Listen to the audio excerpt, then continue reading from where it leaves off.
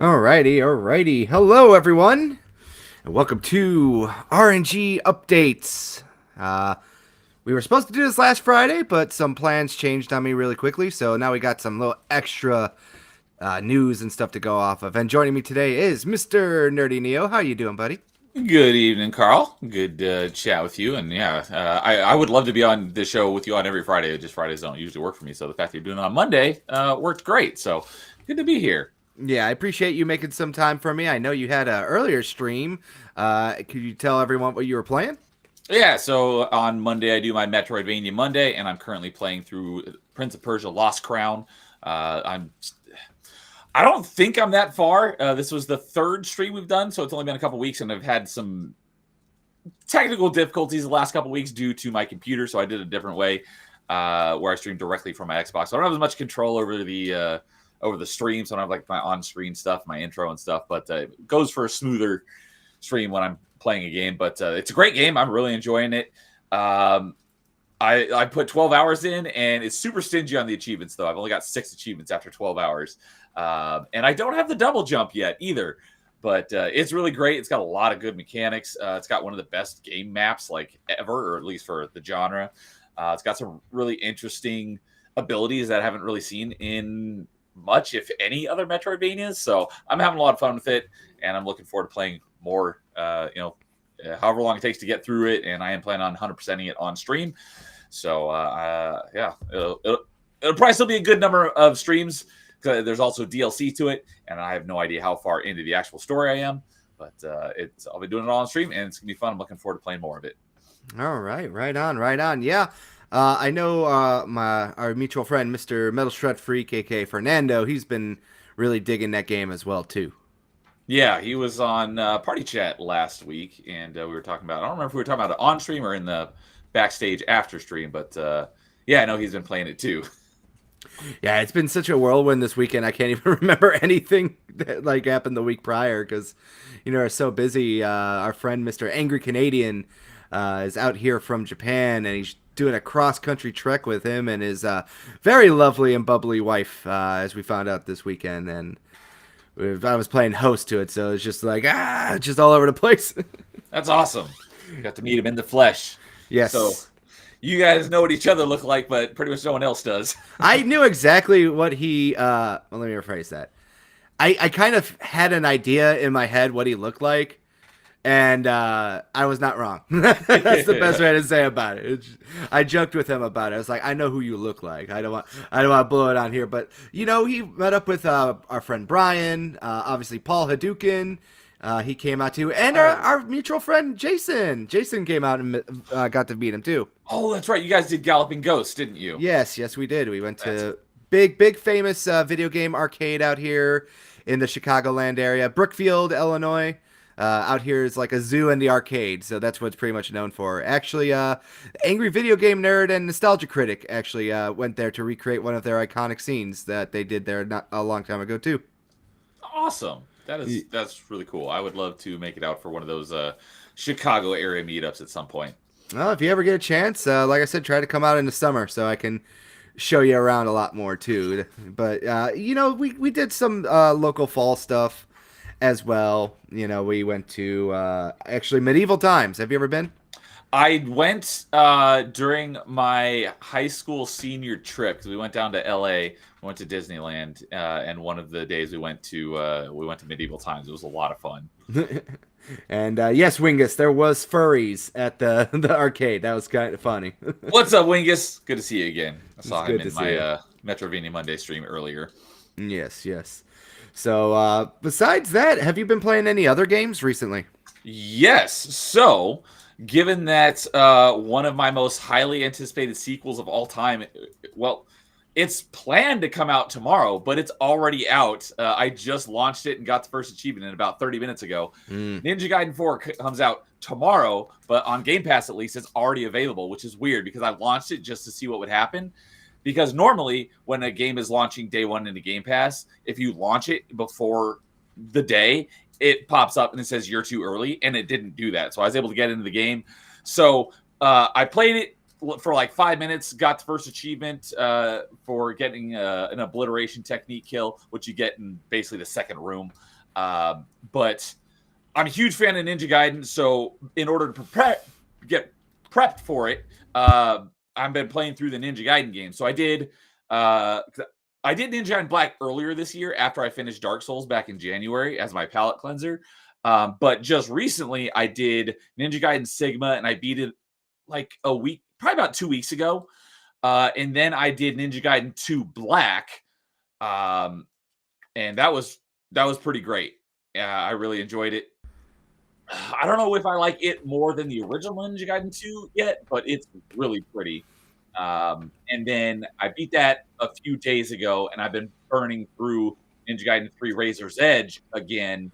And I have one mission left. I'm right at the end of the game, so I'm going to be finishing that tonight because I'm planning on doing a Ninja Gaiden 4 stream tomorrow. All right. Nice. That's pretty cool. Did you see that Microsoft and Team Ninja actually broke a Guinness record today? I did not. What is that about? All right. So I don't know if you saw this little thing since we're talking about it. I might as well bring it up now. But they did a whole thing recently with this one right here where they did a whole publicity stunt, basically.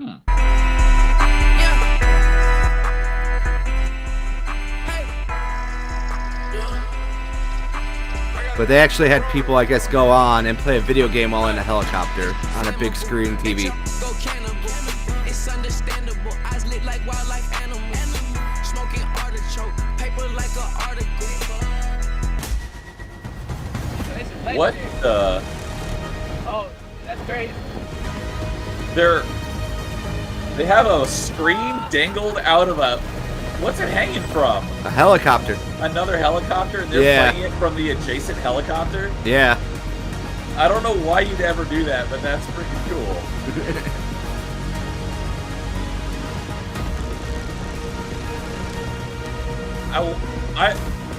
Man, the logistics of getting that up and running would be really curious. Master of the Soaring Skies, the largest video game display blown. That's great.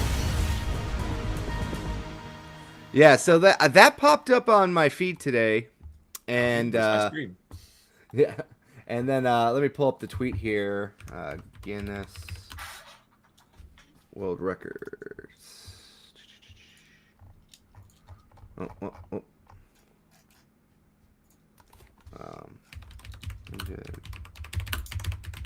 me try to find this a little quick over here, this way here. Because I just saw the tweet, now I can't find it. Don't you hate when that happens? I don't know how to find anything on Twitter if it doesn't show up in my feed.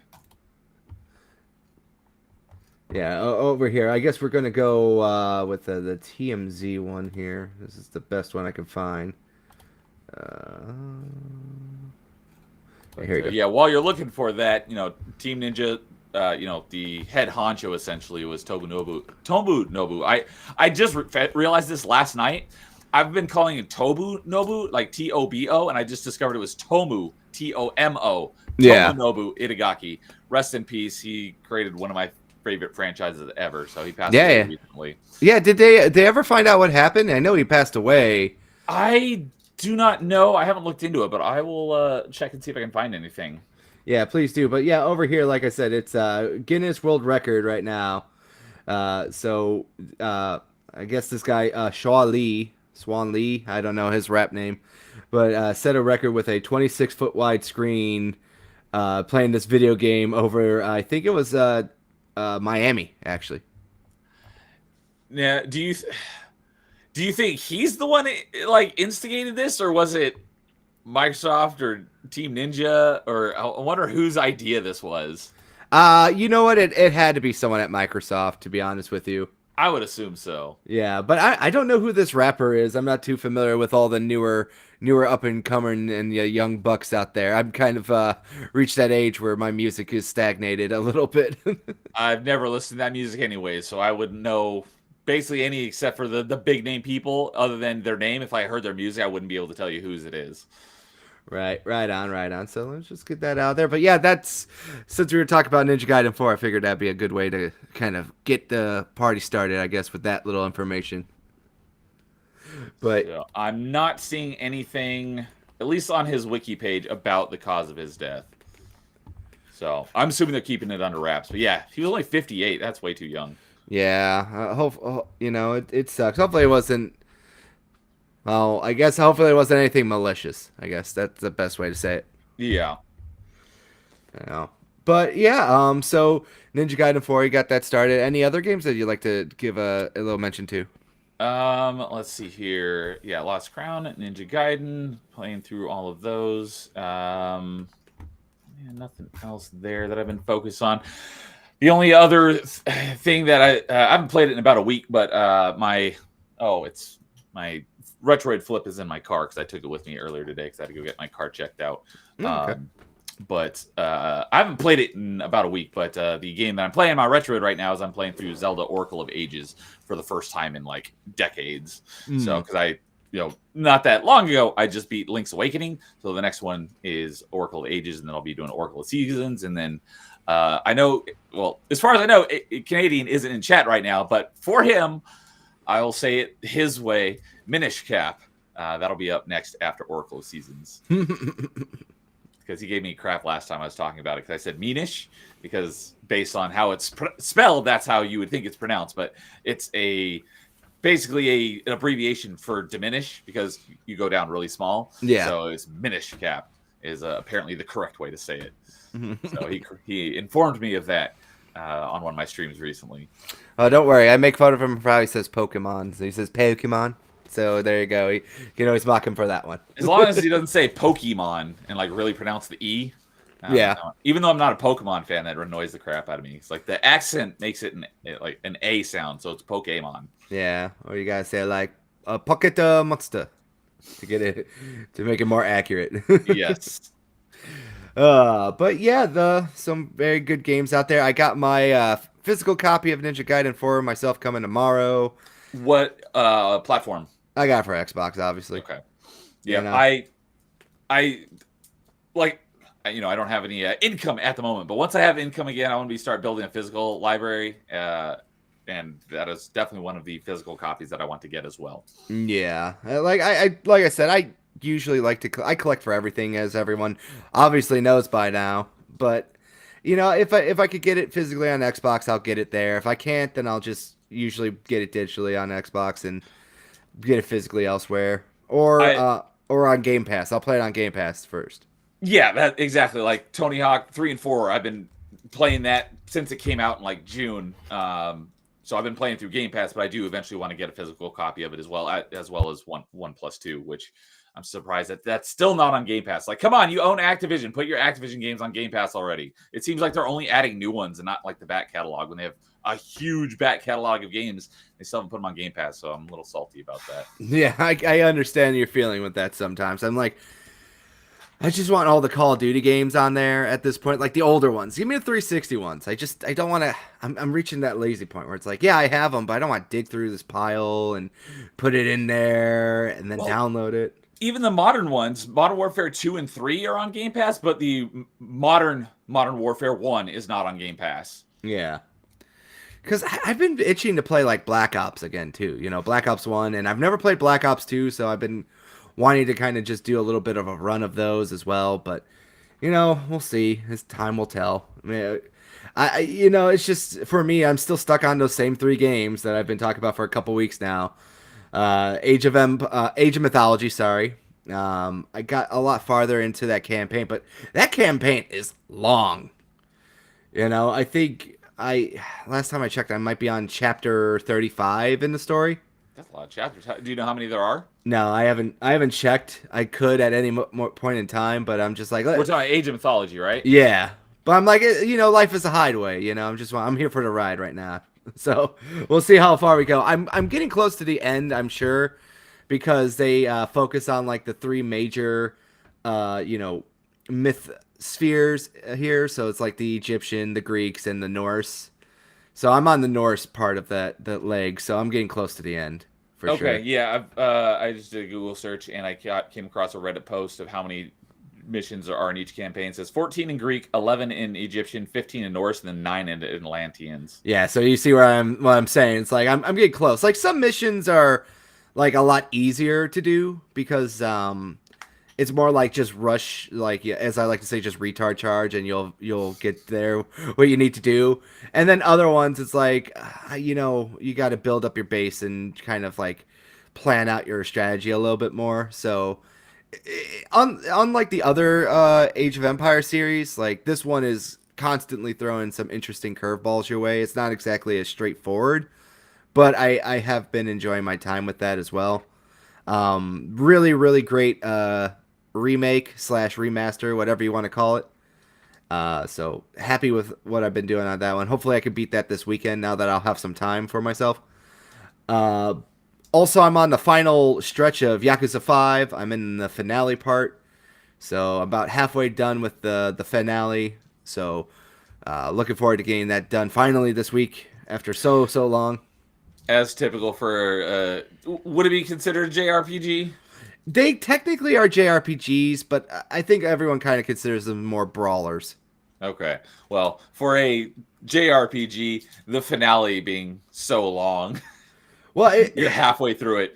That sounds about right. That checks out. yeah, it's like this one is just so like Yakuza 4 and Yakuza 5 are very infamous for just like changing up characters at the drop of a hat.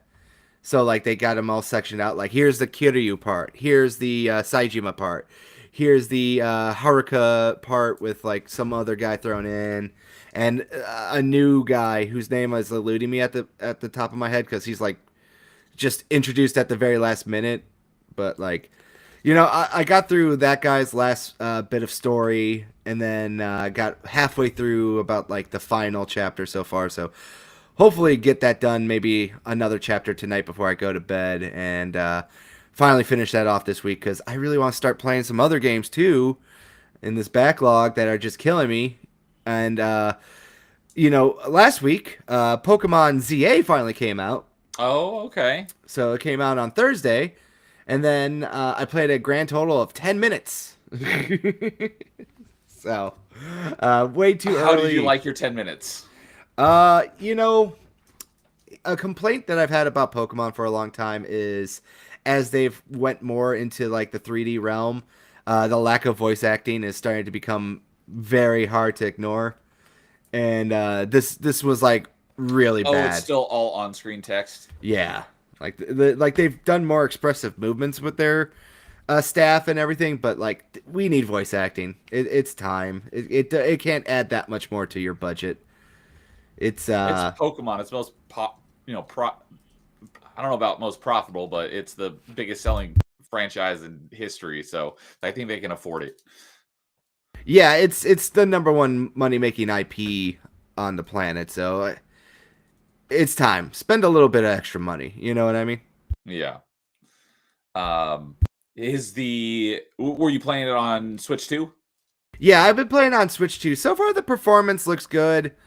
But I only did like the opening level, got my starter Pokemon, got the basic gist of what the combat's going to be, and then that's really all I can say. So too early to tell. Hopefully we have some more information for this Friday's upcoming episode. But beyond that, it ran smooth and it looks good, And I am playing it on the Switch too. So I don't know how the Switch 1's doing. I know that there's been like photos online and short clips of like people falling through the map and such like that. But the biggest problem I have with that is just like, well, it's a lot of people resharing the same thing and just kind of making like their grandiose statements about stuff or something they didn't play. So, it's neither here nor there. I can't give an opinion yet on it, but I am aware that there are some performance issues. But I have not gotten verified if that was base Switch or Switch 2 yet. So Gotcha. Okay. That's really about all I've been playing. Haven't really been like able to sit down too much this weekend, obviously, because I was playing host. But yeah, that's basically all I've been playing. So yeah. I have been jumping around to a bunch of other stuff because on True Achievements, they in October they usually do an October trick or treat community event, and so you have to get a couple of achievements that meet these certain requirements. So I've been getting 2 or 3 achievements in a bunch of other different games, but that's the only, the ones I mentioned, those ones where I'm actually playing through them in their entirety, not just jumping in for a few minutes, getting a couple achievements, and moving on to a different game. Right on, right on. Yeah, so with that being said, Neo, you don't have any pickups? Not yet. I do. Like I said, I do plan to start having a lot of those once I have some income again. But yeah, at the moment, I don't have any expendable income. So the most recent thing I picked up physically was when I went game shopping back in July with Snap Rai when he was in town, and I got a physical copy of Mega Man X on Super Nintendo because I did not have a physical copy. So. Right on, right on. So I'm going to switch over then to my camera, and the first one we're going to show off here is obviously aforementioned Pokemon ZA, and this was the pre-order bonus. Here was this nice little playmat that you see in front of you. Okay. So this is going to be the new playmat that we show off from now on. We've retired the 2017 regional playmat that I've held on for the one with Charizard on it. Yeah. So this one's a nice new one. This was like a $30 value. So I was kind of like why I went with it. And another thing too is they have this little basically booklet that shows you all the types of Pokemon and like what they're weak to as well.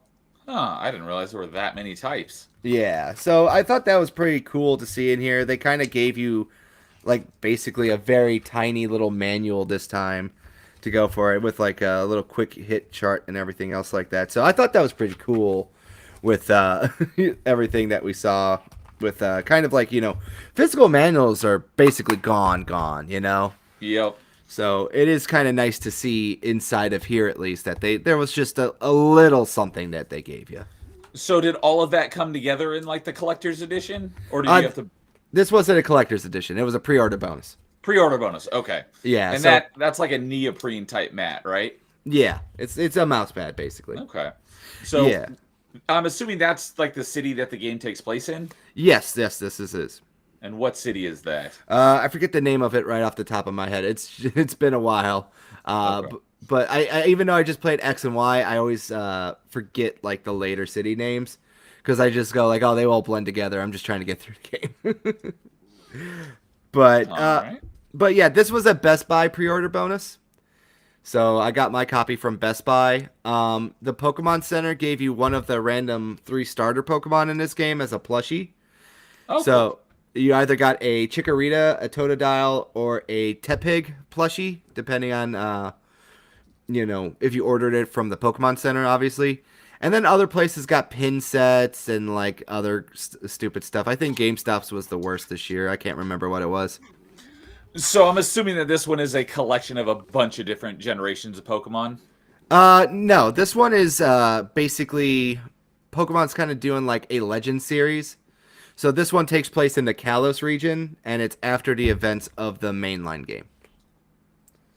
So it's focusing more on bringing back Mega Evolutions, and they've added a few new Mega Evolutions into this game as well. Okay. So basically all the Pokemon in the game are from one, like a single generation then? No, they got other Pokemon from all the other generations in here too. Okay. But they're also coming out with a DLC, so some Pokemon are going to get locked behind it just to focus on the story they're trying to tell here. Okay. And the your physical edition there, is everything on the cart, or is that one of those key cards? No. Nintendo first-party games are all on the cart, and this one comes with both the Switch 1 and Switch 2 version on the cart. Oh. Cool. Yeah, because it even says that right there. Includes Nintendo Switch game and a Nintendo Switch 2 upgrade. Ah, okay. So you could buy that one and then use it on a Switch 1 if you didn't have a Switch 2 yet. Yeah, I think the Switch 2 cartridges don't fit into Switch 1. But generally speaking, if you have a Switch 1, you would just pay for the $10 upgrade at that point. And just kind of get the Switch 2 version. I think this is just a little bit for like the people who have it now, just so they don't have to do that. Okay, because that's my plan with Metroid Prime 4 is get the Switch 1 version. Then when I ever do get a Switch 2, then I would do the $10 upgrade. Right. But moving on, we got a couple more. We'll go with like my figurines that I picked up. So we got the Metal Gear Solid Soldier Duck. I was gonna say, is that one of those ducks? It is. Yeah, I don't know why I've been collecting these ones. I didn't open this. It comes with his little, exclamation point to alert yourself here. This guy I think was on sale for like $5 from the Amazon Prime sale. So I picked him up to go with my little small collection, but ever growing little duck collection. How many ducks do you have so far? 1, 2, 3, 4, 5, 6, 7, 8. So 9. Okay. I got 9 ducks. So that was the one. And then I also got the Rosalina amiibo, the reprint of that too, because I didn't have her yet. So when we saw like all that stuff that was going on with like, did Target remove the Xbox stuff? Yes or no? We went to Target just to check it out. So I was like, oh, let me grab my little amiibo here while I wait as well. All right, here might as well. So those are my small little collections. Then we got some of the stuff I got from both last week's new game releases and the prior weekend's trip up north. So got the Elder Scrolls Oblivion, the remaster for the Xbox. Oh, the physical edition of the remaster. Nice. Yeah, I decided to do that. Last week for the show, or 2 weeks ago now, I did mention that the Indiana Jones and the Great Circle Premium Edition was on sale, so I picked up the PS5 copy of that.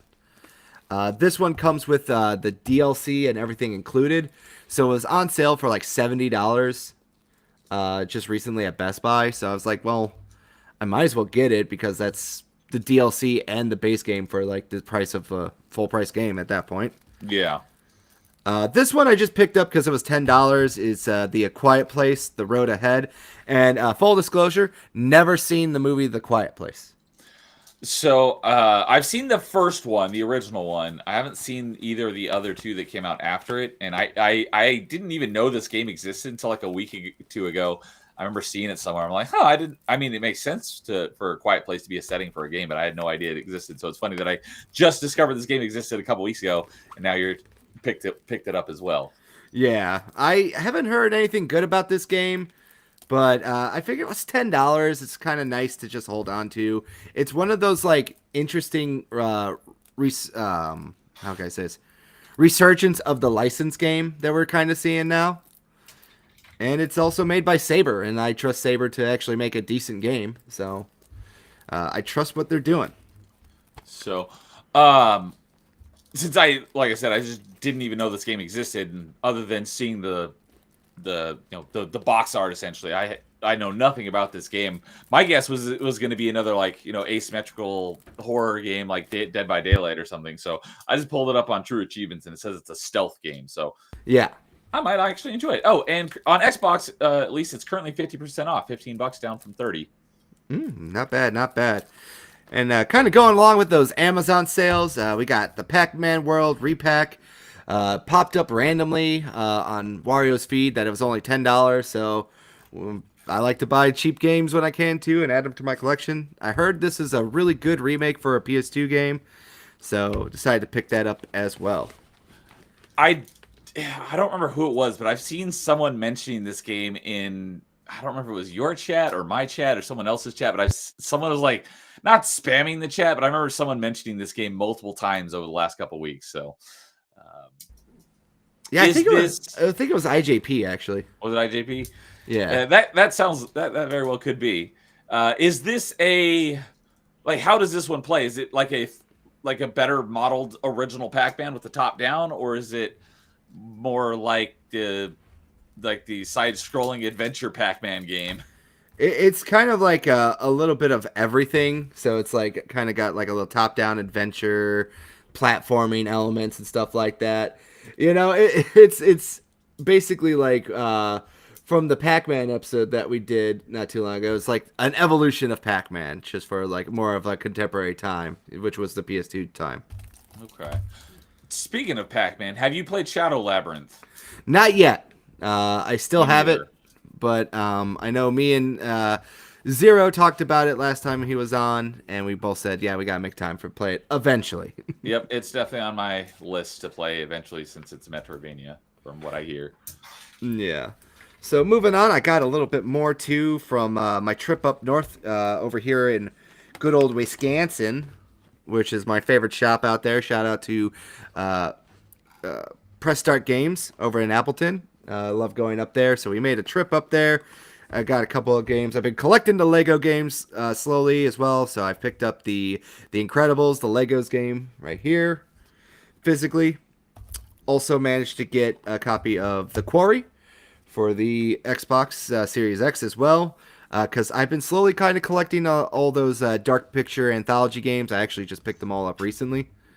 Okay. So this was one that I didn't have for my collection. I wish I would have got it for PlayStation so they all match, but this was the only one they had in stock. Next up, just to keep on with the theme, I finally got the Lego Lord of the Rings game as well. Do you know, does that one cover the entire series? I think the original trilogy, yes, because they did have a Hobbit trilogy. Yeah, that's right. Too. There is a Lego Hobbit. Yeah, so okay. I wasn't sure if they made a Lego game for each movie or just one that covered all three of them. Yeah, it covers all three of them, I believe, from what it looks like here. That makes sense. And then, as everyone should know, I'm a Steelbook slut, so I did not have Grand Theft Auto 5 Steelbook. So I think this was only $10, and I was like, well, $10 for this. Oh, okay. That was my next question: is Steelbook for which version? So I got the 360 version here. Yeah, this was the original. 360 one. Yeah, and this was a interesting find. So I don't really find too many games like for the Sega Saturn out in public too much because it was rare to find them. And I picked up this game here too. This is Shadows of Wisdom. It's like that. I can't even read what that says. Yeah, I know. It's very hard to is- see. So like you can see it more on this side a lot Yeah, better. Shining Wisdom. Shining Never heard of Wisdom. it. Working Designs game. It's kind of like a action adventure game more than anything else. This was a Japanese game from back in the day that got ported over. The only reason why I bought it for this game was like a $260 game, but because of the condition they were in, they were selling it for half price, so $130. Mm-hmm. So I know that's expensive to a lot of people still to say $130, but I went up north and I traded in a bunch of stuff because I wanted to get some cash to pay off some bills for this upcoming weekend of fun. And when I did that, I used some of the money to pick this game up as well because it's hard to find these games.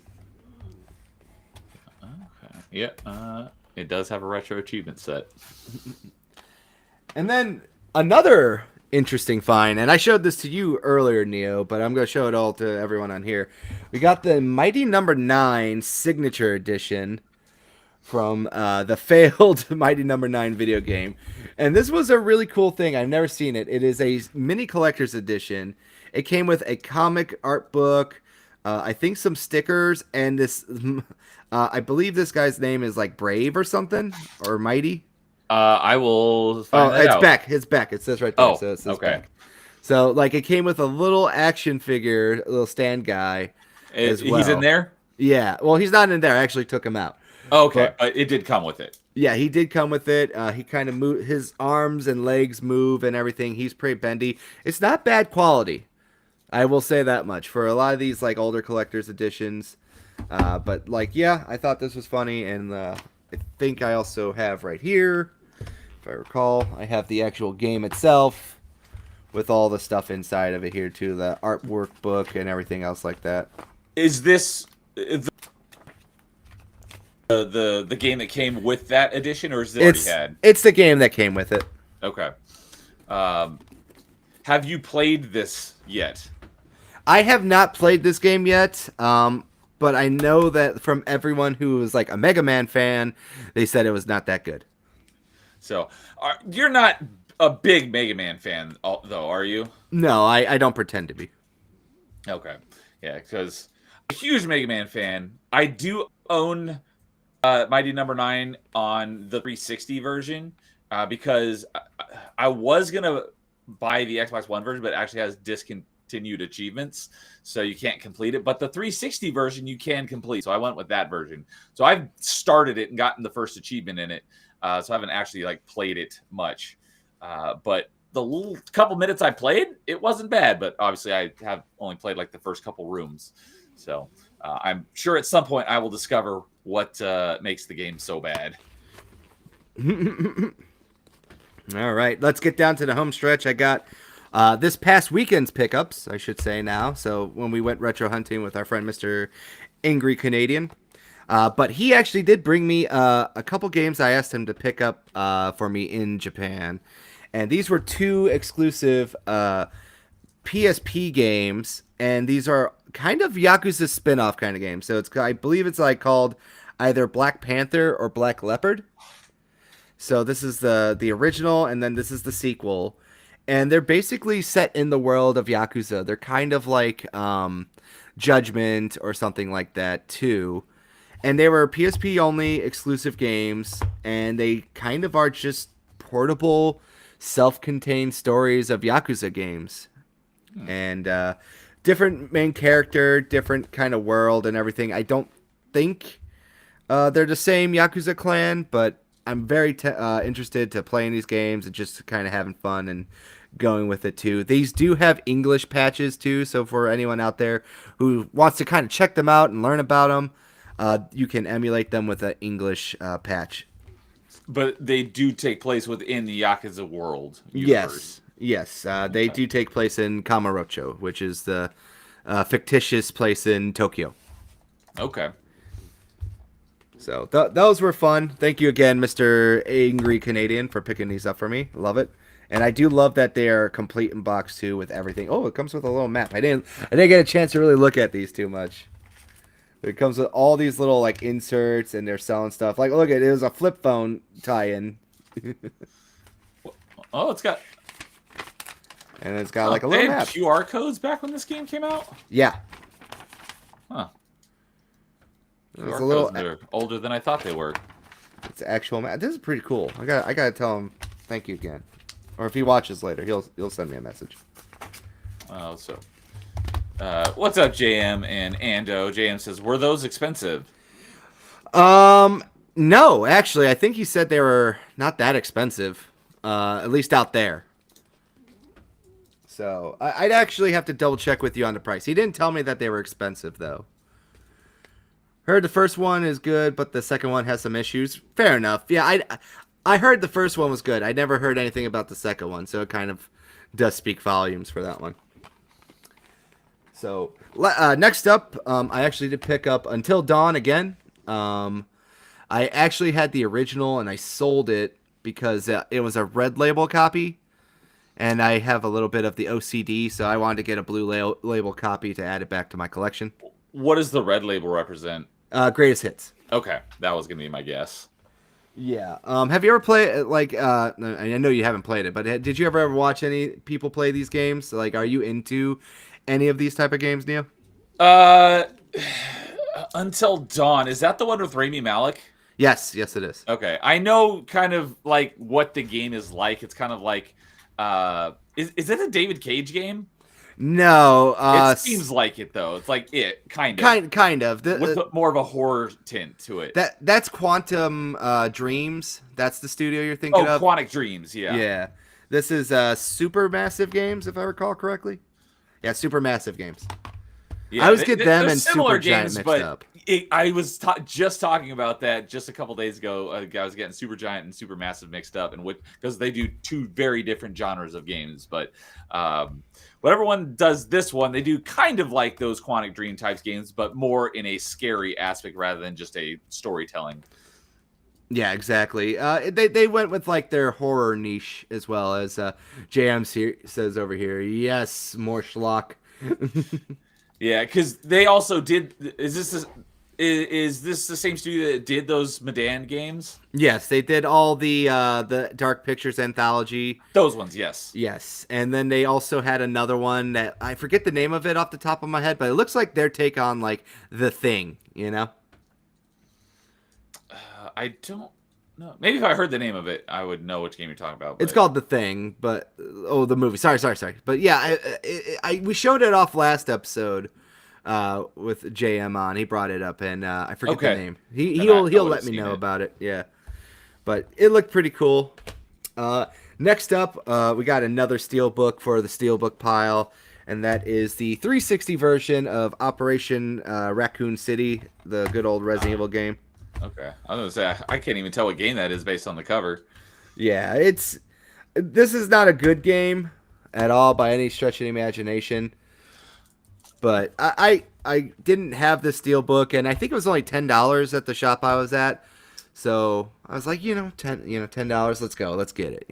So the steelbooks that you showed, that one, and then the other one that you showed a few minutes ago, like the one steelbook I have is Perfect Dark Zero, and it's got like this plastic sleeve, and the steelbook goes in it.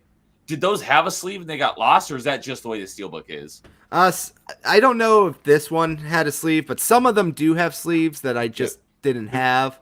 Like this. Yeah, so some of them have them, some of them don't. Where was it? Like this one, like a good example of like a 360 Arrow one, it would be like this one right here, where it's got like the nice little sleeve on. Exactly what I was just thinking of. Yeah. So I was just curious. Also, one of my favorite steelbooks, by the way, is the Lost Planet steelbook. Yeah. But yeah, that was a fun one. Got a couple more games to show. This one is actually has another game in the series. It was only on Xbox One. It was called World War II Combat. And this one is called Road to Berlin. And there is a second one that's, I think, Road to Iwo Jima. I've never heard of these games. I have never heard about these games either, too. But it's just like another... looks like a generic World War II kind of like, we're fighting the Nazis and we're fighting the Japanese, I don't know anything about these games at all. It's based on those little pictures, on what I can tell, it looks like it's a first-person shooter? Yes, yeah, it is a first-person shooter. Okay. So I finally found one of these games out in the wild, $5, trying to get that master set of the original Xbox, so we got another one added to that pile. And we're going back with one of my... Since you're trying to go for the full complete set on original Xbox, do you know like what percentage you're at so far?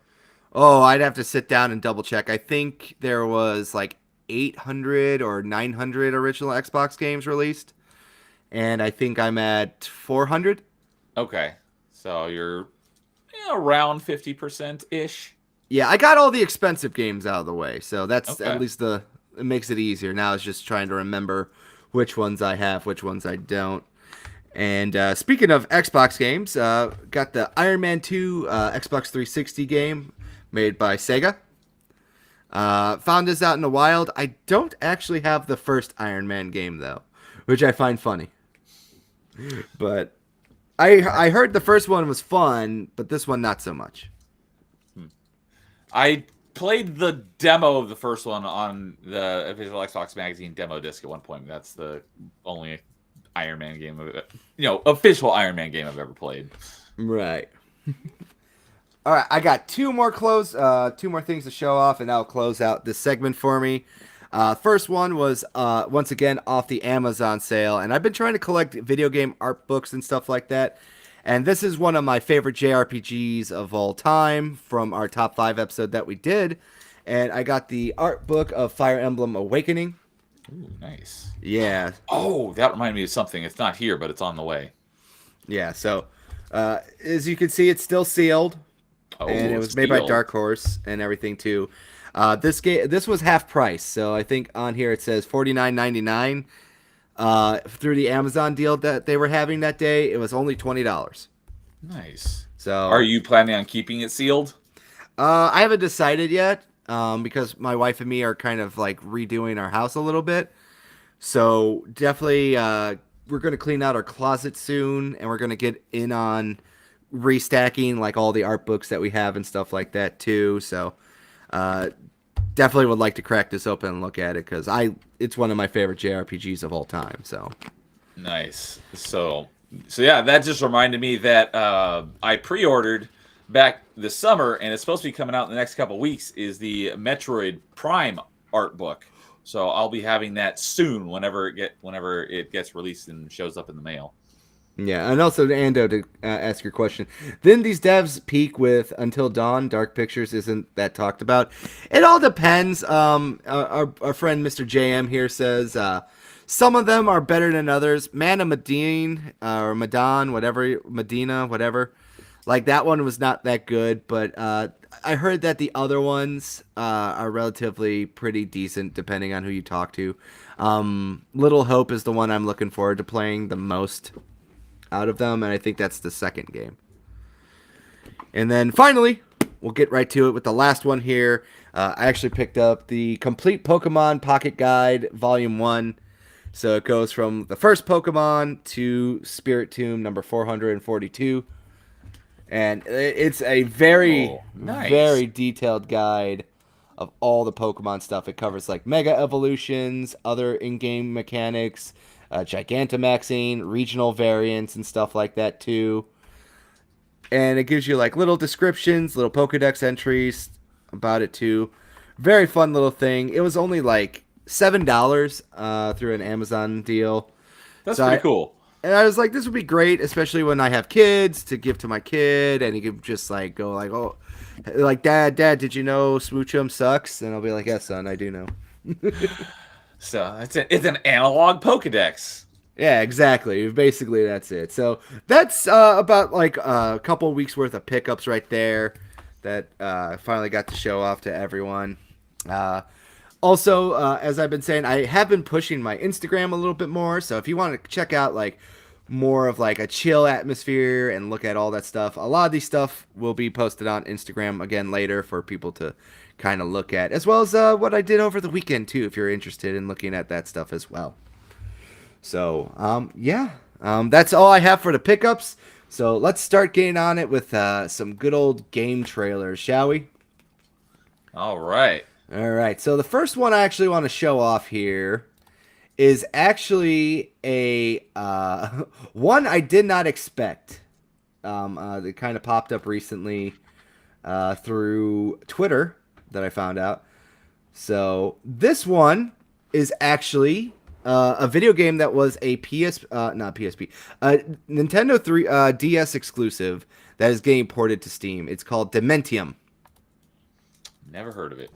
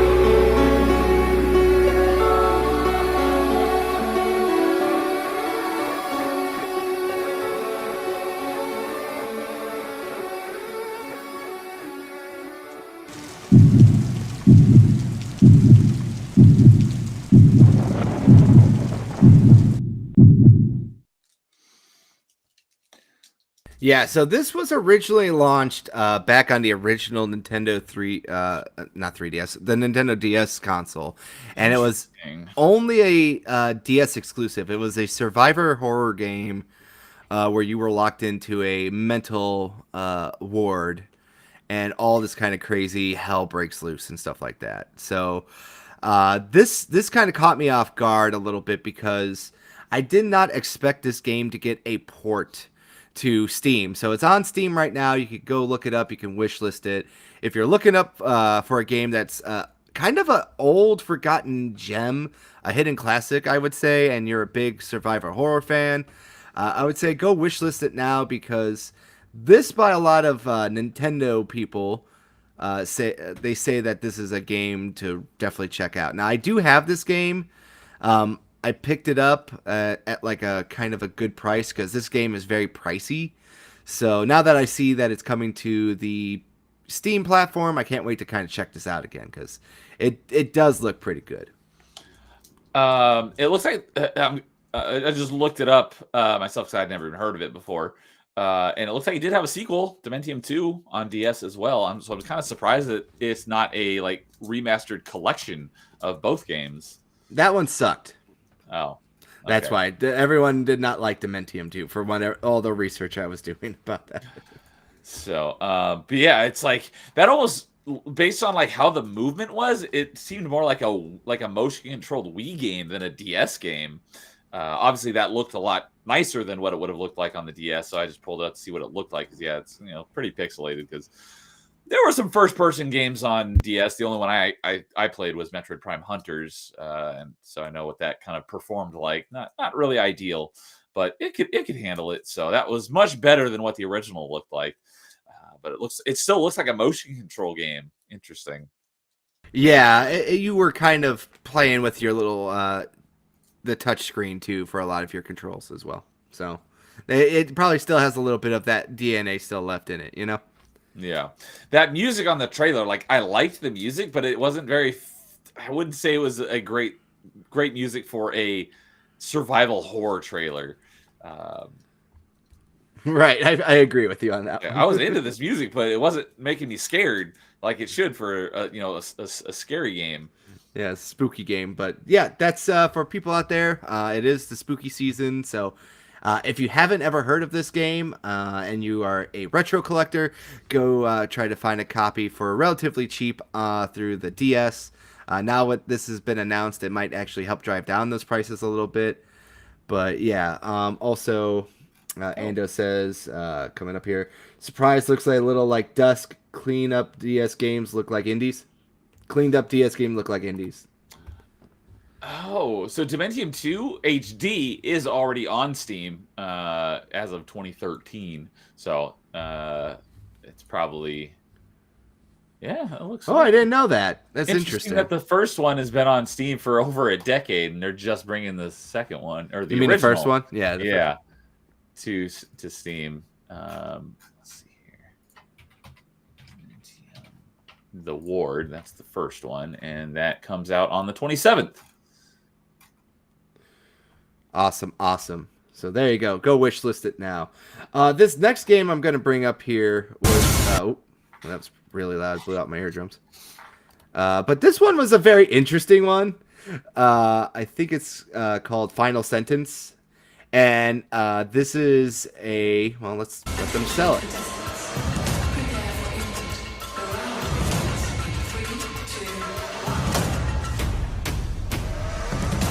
Oh, more Battle Royale. Wait, is this like a Battle Royale typing game? Oh, I love this.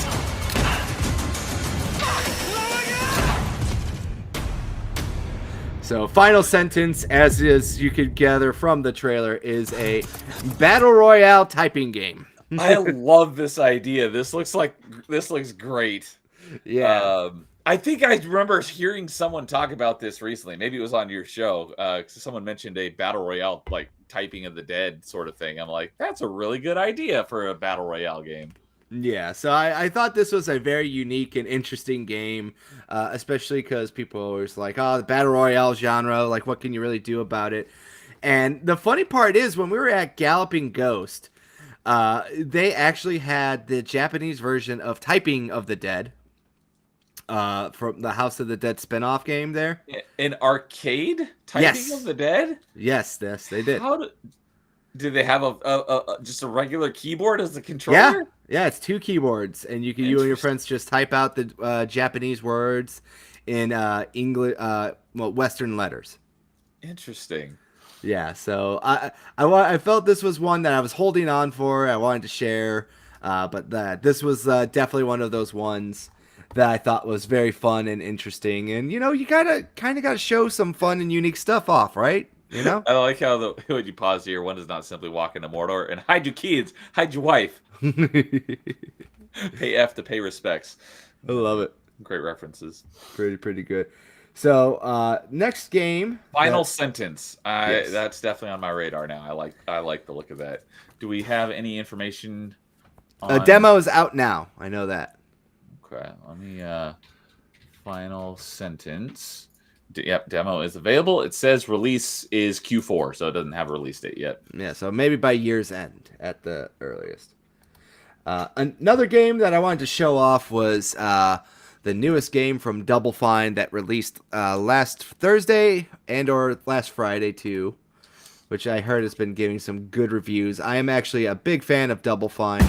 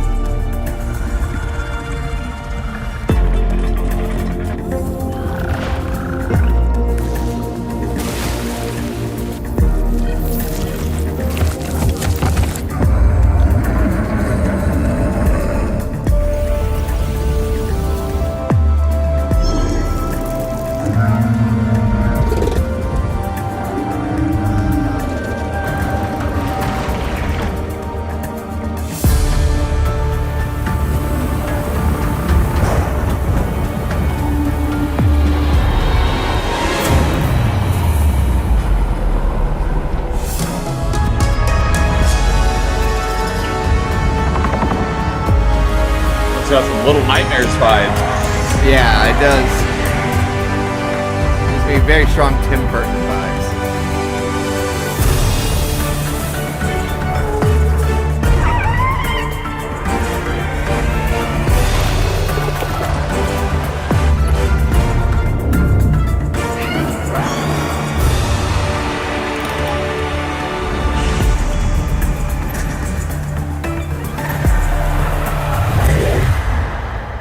Yes, but this is the new Double Fine game, The Keeper. I remember when that got announced. I remember it being announced, and it was like it's weird. Not a sentient, but you know, not even anthropomorphic. I don't know exactly what the term would be, but you know, a mobile lighthouse. It's like that's an odd idea for a game, but other than knowing that it was a lighthouse game, that's about all I knew until watching that trailer just now because I haven't followed it. I knew it came out just recently. Yep. But that's the most I had actually seen of the game right there. That looks really great. So, you know, it's on Game Pass. I'm definitely planning on playing that at some point. Yeah, like I said, it just looks pretty good. You know, I think I love Double Fine. You know, even if they are a bunch of like weirdos from San Francisco, they make the right type of weirdo stuff for me.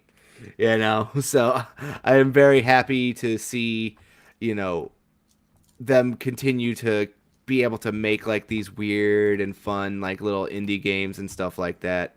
So if you want to check it out right now, it is available on Steam and Xbox as well as Game Pass. For people who don't know the price, it is $30 as well. So, you know, just gonna mention that. So double check that out here too. And since this is just kind of like a little breaking trailer too, I feel like since we were just talking about Ninja Gaiden, we might as well show off the launch trailer for Ninja Gaiden 4 as well. Sweet.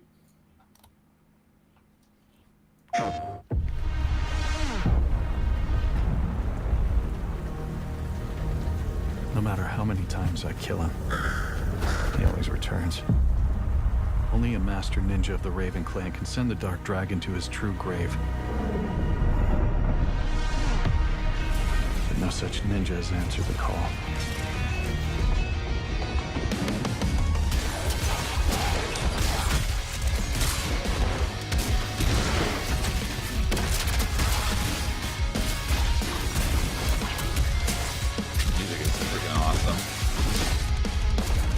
Yeah, Or when try to pull anything shady? I saw that trailer Just cut me down then and there.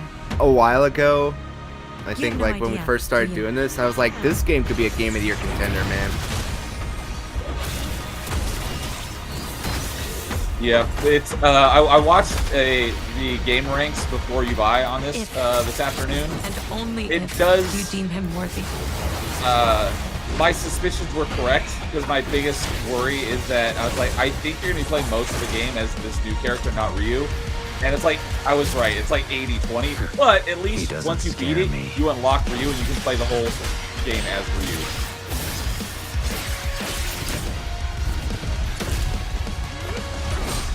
But it does look awesome either way.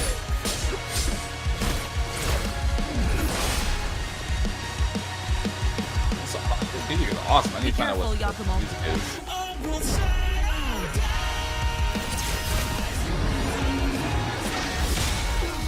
Tell me, Yakumo, do you really plan on keeping this up?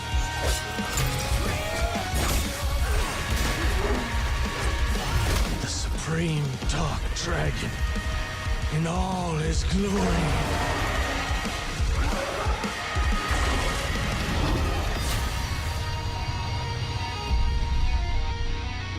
PS5. It's published by Xbox Game Studios. Yeah, I felt like I just wanted to show off the Microsoft, the PlayStation one because I thought it'd be funny. Because like literally at the beginning, you get the PlayStation, and it's like Xbox Game Studios, you know. So yeah, it looks freaking awesome. One thing that I'm really, because like I said, you know, I'm a huge fan of the Ninja Gaiden. I've never played the original ones on NES, but I have played the only one of the ones I haven't played since its reboot on the original Xbox is Ninja Gaiden Sigma 2. I will be playing it. It's the only one I haven't played yet. But lore-wise, the new character Yakumo or whatever his name is, I don't know yet. Yeah, Yakumo, I think is the name. He's wielding the Dark Dragon Blade, which was destroyed at the end of Ninja Gaiden. So how does he have the Dark Dragon Blade? I'm very curious to find that out. But well, yeah, we shall see, right? but yeah, I'm planning on streaming that tomorrow. Yeah, I want to check it out because definitely want to get a look at it. Because, like I said, man, this game looks like it's going to be a game of the year contender. You know, I really do think that this is going to be a strong and well-received game. The reviews have been out. It's been rating at a 83 on the scale so far. So it actually has been getting some good praise. So not bad. What is in the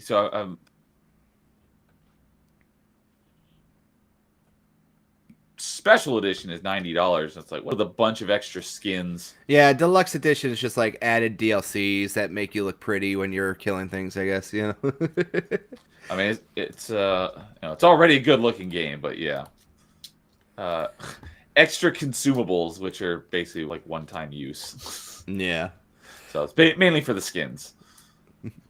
So let's get through some fun video game news. Some of it's been piling up. I don't know if you saw this one or not yet, but I figured this would be a fun little story to share first. We got a McDonald's and Street Fighter collab. Burrito Burgers! Round 1,はい殺しニンニク照り焼き焦がしニンニクマヨ卵照り焼き100で風鈴マヨユリキマヨチキン3大クッショーリーチ今最強のバーガーがマックに集結ストリートバーガーズ今だけトロトトトお得なクーポンも So, That is so Japanese. So I figured this would be a fun one to share. Obviously, Japan has always been having the fun crossover promotions with McDonald's. One of them that they actually had recently, we got for our friend Mr. Extra Zero. They had McDonald's Transformers. Oh yeah, I remember seeing that. Yeah, so he did a whole unboxing video. If you want to go to his channel and check it out, it's pretty cool. But that was one that I wanted to share. And then this one over here, too, is that if you got the Pocket Analog or if you like the Analog Company as well, they are releasing a 4K version of the N64 that you can use for emulation and to play your old school Original games. N64 cartridges. Yeah, so there's some information here that was dropping. I don't know if people saw it, but I let it out here. Analog 3D remains on target to ship Q4 of this year. There are no changes in price or added costs to all open pre-orders. If you are charged your shipping if you change your shipping address and all that other stuff, blah blah blah. But it still looks like it's on track for Q4 of this year. So keep that open for you guys to double check as well. And do we know what the price is of this? I think it was like $200. That's pretty awesome. So the next one we got is a little update on a video game I'm kind of looking forward to as well, and that is Luminous Arise is doing a Dave the Diver crossover for the Steam version, and these are the small little avatar crossovers you'll have. You got Humanity, Tetris Effect, Dave the Diver, as mentioned, and of course Rez as well. Have you ever heard of a game called Rez? I know of Rez. I remember it was a 360 arcade game, but I've never played it. Yeah. And I think for the PlayStation 5 version, you get an Astrobot crossover as well as these ones instead of Dave. Humanity. Oh, that was on Game Pass. I was going to play it, but then it left Game Pass before I got a chance to. It seemed like an interesting... Do you know about Humanity? I've heard of it, but I couldn't tell you anything about it. It's like a puzzle game where it's basically like a more modern version of Lemmings, where you use this dog to like lead people to the exit. And I was like very interested in playing it, but I just didn't get around to it before it left Game Pass. Yes. I haven't looked into it, but that sounds interesting. Also, news that kind of broke yesterday, actually. We have Resident Evil 0 remake is in development from Capcom, kind of joining the line of other Resident Evil games as well. Following the huge success of Resident Evil remakes, it's no surprise that Capcom continues to work on more projects, remaking classic entries. Among the most requested titles from a current gen treatment are the acclaimed 2000 spin-offs of Claire Redfield's Code Veronica and GameCube's prequel Resident Evil 0. Yeah, so, I was going to say, I don't know much about Resident Evil, but I hear a lot of people say they want a Code Veronica remake. So it sounds like they're working on that in addition to RE0 remake. Yeah, it sounds like they might be just working on 0 right now. It feels like they're just remaking all the old Resident Evil games as they go along, just to kind of give them the more updated control scheme and, a nice fresh opponent, Kate, Yeah, Code of Paint. Code of Paint, yeah. I really do like the remakes a lot of like the Resident Evil games. I think you can play both the original and the new ones. It was very nice to see GOG put out recently an interview, which I couldn't find, but they did say that it is a lot of work, and there's we got a bot. We got to ban Mr. Bot Boy. But like they recently, how can I say this? They were sorry, I'm just blocking this guy. Can't walk and chew gum at the same time.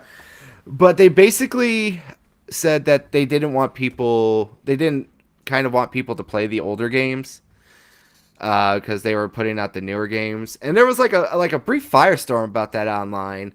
You're like, how could Capcom disrespect it? I'm like, well, because they spent millions of dollars remaking these games. They want you to buy the newer stuff too, It's like, if people want to go play the old ones, then they should be able to do that as well. Exactly. It's like they're going to play very differently. Yeah, but they at the same time, it's like they only sell them for like $10 and stuff like that. They just want their money. They want you to like just spend money on the new stuff. It's nothing wrong with that. I feel like some people though, like I was getting a little laugh out of it. They're like, "Oh, the Resident Evil 3 remake was bad," and I was like, yeah, but you said that about the original Resident Evil 3 back in the day, too, that it wasn't that good either. So it was like one of those things where it's like people don't remember, like what they said a week prior.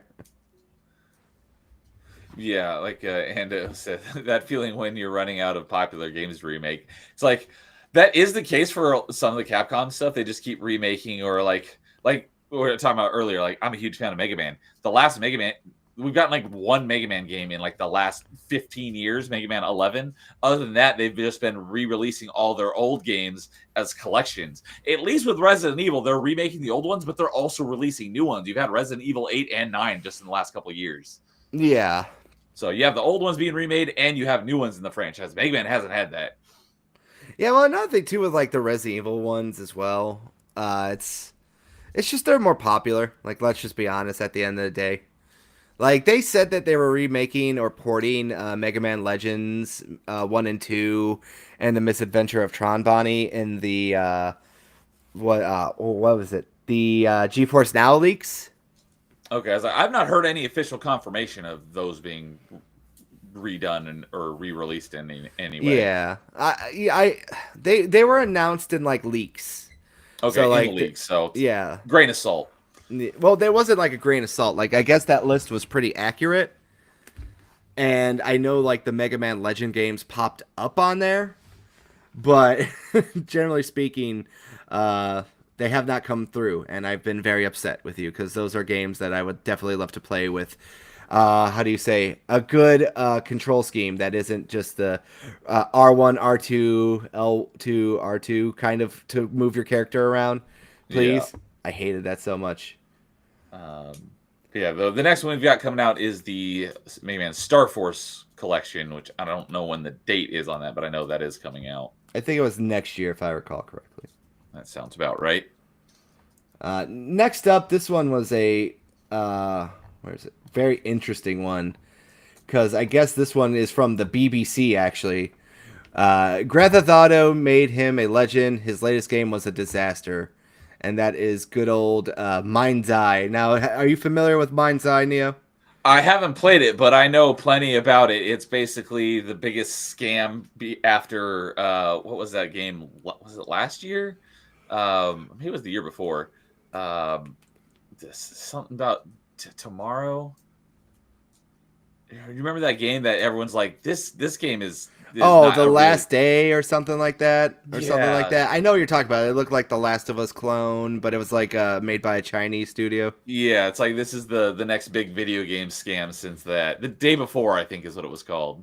Yeah, so this is a little BBC article here, and it basically starts out, in July this year, workers at Build a Rocket Boy, a video game studio in Edinburgh, were called to an all-staff meeting. This first ever game, a sci-fi adventure called Mind's Eye, had released 3 weeks earlier and had been a total disaster. Critics and players called it broken, buggy, and the worst game of 2025. So basically what this whole article says was just how much money was wasted on this video game, and how Leslie Bensley, the guy who helped make the Grand Theft Auto series as big as it was, basically just was a horrible boss and just kind of was like all over the road. Unnecessary levels of crunch, changing and cutting things at a whim, like changing up whole storylines and everything else like that too. If you want to read it, here's the article. It is from the BBC. I'm going to link it over here in the chat for people who are interested to go check it out themselves and read it at your leisure. But I thought this was so funny just reading this here too, because it was such a pivotal piece of a PlayStation State of Play. Do you remember that? I don't think I've watched the PlayStation State of Play, so I remember hearing about it, but I don't think I ever like saw the initial reveal of it. Yeah, so it was like one of those like weird things out there where like I just remember this game like was getting a push, and it kind of gave you a lot of cheesy old summertime like movie vibes to it. And when it came out, it was just a giant pile of flaming shit. Let's just be honest here. You know, there's no other way to say it. From what I hear, that sounds pretty accurate. So I thought this was very interesting. If you want to look at kind of like a train wreck perspective of another AAA kind of indie attempt from a former big time in the industry who's now kind of basically another washed up kind of has been. I would go check out this article. It's really well detailed and goes into a lot of, in-depth stuff about like the entire development cycle and something like that too. And it's made by the BBC, so I was like, "Oh, first time for everything, right?" Yeah. So it was published by IO Interactive, so I'm assuming they probably lost a lot of money on this game. It probably did. Next up, this was a story that I thought was kind of interesting too, with good old Glenn Schofield. So let's go over here too. It says, I recognize that name, but I don't know why. interview with Glenn Schofield's plan to save the gaming industry. Dead Space producer and Call of Duty director talks AI, E3, and what's next. So obviously here, Glenn Schofield's most recent game was the Callisto Protocol, as you probably know. Okay. So I wouldn't necessarily say failed, but definitely failed to live up to the did not fill the shoes that Dead Space left, from what I hear. yeah, so I kind of wanted to go over a little bit of that stuff here too. So here's a little bit of that interview, because I guess he gave the keynote speech at one of these Asian conferences and stuff like that. Oh, Gamescom Asia. Okay, so during your Gamescom Asia. Yeah, I think it takes place at, like I said, in Bangkok over here. So Okay. Thailand. So it says, during your Gamescom Asia keynote, you pitched your 3 ideas to fix the gaming industry. Could you recap these for me? That's the interviewer. So he says, the gaming industry is sickly right now, right? But we haven't lost our creativity. We haven't lost our ability to make games. But there's people who may say, I have ever heard executives from video games putting down AAA games. It's like weird. I have even heard executives from video games putting down AAA games. That is weird. Did I read that weird? No, he's just saying that like even AAA executives have been putting down their own industry. So carry on here. This one guy says everybody who works on AAA games, you should just retire because nobody's going to make AAA games again. You're spent. You did this. You did that. So. Hi, basically, Kettle, pot. I'm sorry. It's like, hi, kettle meat pot. Moving on here too, and I just wrote to him and said, hey, if you're still an executive in the gaming industry, how do you think your new hires are going to feel about you trashing your last hires? The industry needs to be healed, and so with my 3 things, I was trying to distill it down to what I thought could bring back some of that luster. First, let's train everybody with AI. We know the new wave is coming, and people will say, well, the software isn't ready yet. If you're telling me about it, it's ready. I mean, ready to play with at least. You play with it, you learn with it, you grow with it, right? So he's basically saying that he wants to try to incorporate more AI with the devs as well. Yeah, because that's turned out so well so far. I mean, to be honest with you, some of the fucking AI stuff that I see is funny. And, like, it keeps getting better and better. And I guess that if you might as well start embracing it just to save some time with these game budgets, at least. Yeah, definitely on the side of, like, having it generate, like, images and videos and stuff, it's getting crazy. As for incorporating it into game development, I don't know if we're there yet. At least not to make it, a competent game. At least to run code and stuff like that, like just to patch this here, patch this there.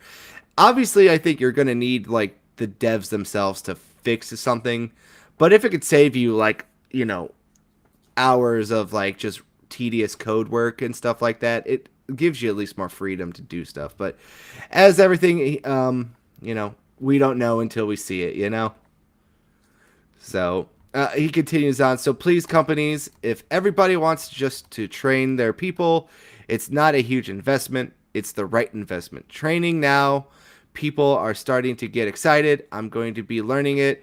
Now you can really talk about, hey, maybe this will save money in the long run. So that's what his kind of like what I was saying too. The second thing was, I take it as like, we're not going to make AAA games anymore. But then they ask me to make a AAA game for like $25 million. They still want them. They believe AI will fix that. Oh my goodness. We got so many of these people just popping out of nowhere too again. We got more people. Got to ban the Twitch chat over here. But Neo, if you want to add your thoughts here while I ban these people. Yeah, a AAA game on 25 million. I don't know if you can make a AAA game on $25 million. You could definitely make a competent game for 25 million. I don't know if you could call it a AAA game. But yeah, yeah, a lot of the recent AAA games we've had have been less than stellar. A lot of the top tier games lately have been from smaller, more AA studios. So I think that's definitely where a lot of the next generation of like big name games are going to come from, just because the AAA industry is just like they're not doing anything interesting and their budgets are super bloated. So it's like I don't know if there's any AAA studio from 10, 15 years ago that I would be excited for another game in the franchise these days, just because of how the state of the AAA industry. Or if you want to go with Ubisoft, the quadruple A games, Yeah, like, the Skull and Bones, yeah, that turned out real great. Yeah, and also like Ando says here, apparently the new Plants vs. Zombie remake is using AI upscale after they said they wouldn't. Though, grain of salt, because people are reviewing a cracked preloaded version of the game. So Can't sneak anything by the internet. Yeah, but like I said, if they want to start to do this, the biggest thing right now is what you used to set AAA apart from like indie and stuff wasn't gameplay but was graphics.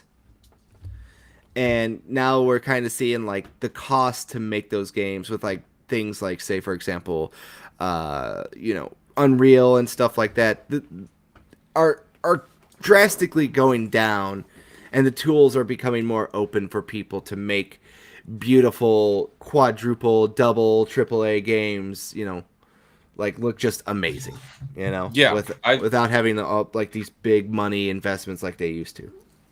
I mean, there are only some like tech demos, but I've seen people create stuff in Unreal Engine 5. It's almost indistinguishable from real life. It looks amazing.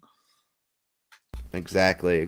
So moving on a little bit more with this article, but what I'm saying to the executives is, games are going to make a lot of money if you make the right ones. True. And so I don't see the investment in games being the problem. I see who you pick to run games as the problem, which I agree with that. I 100% agree with that as well. It is like one of those things. I had like a little bit of a disagreement with some people about this stuff. It's so subjective, Like the worst part about video games is, especially because we're kind of more of like Microsoft fans, just in general. We like the platform and stuff like that. It always feels like there's this catch-22 where it's like you want to call balls and strikes, but there's such a toxic online fanboy environment where if you just be like, look, this is just my opinion. I don't think, say for example, let's just say Microsoft, Sony, whatever. When one of the big three does something wrong, it's easy to call out when it does something wrong. But then it's just like, say for example, with like the Perfect Dark game that got canceled recently. Yeah. It's like, it sucks when you hear that news because it's like, okay, one of these games is gone. But then when you like sit down, you break down the story. It's like, well, they hired this team to start up a brand new studio. COVID hit it. It was very clear that there was a lot of development hell. A lot of devs left the studio. Microsoft brought in Crystal Dynamics to help finish the game. And then, they were formed, in 2018, actually. And look, we're like right now, we're 2025. And we have not seen anything really worth a lick of like saying this game was like worth saving, Yeah, and supposedly the little bit that we saw last summer was not even real. It was faked for that showcase. So I don't know how accurate that is, but if that's true, it's like that's even worse because you've been working on it this long. They just have nothing to show for it.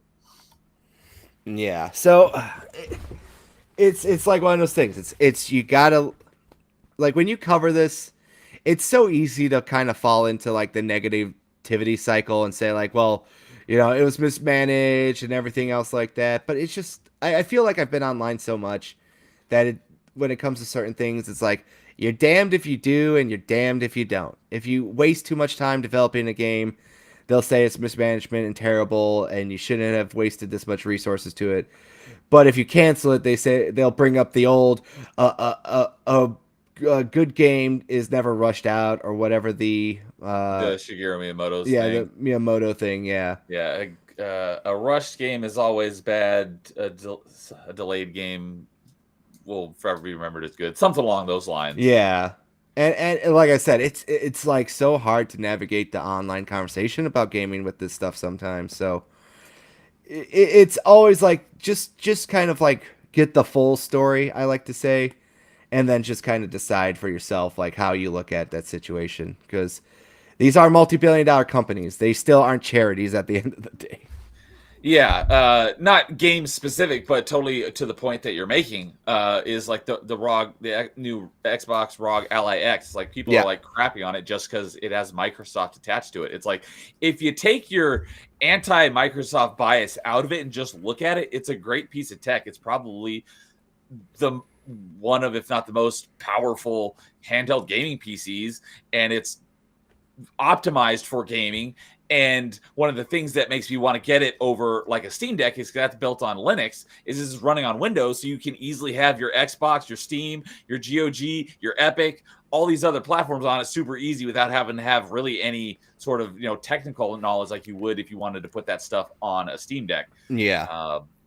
So it's like it's $1,000, but what you're actually getting for that is, I would say, it's a completely fair price for the technology that you're getting. Yeah, especially because that's like the super high-end model. You could get the cheaper model too, Exactly, that too.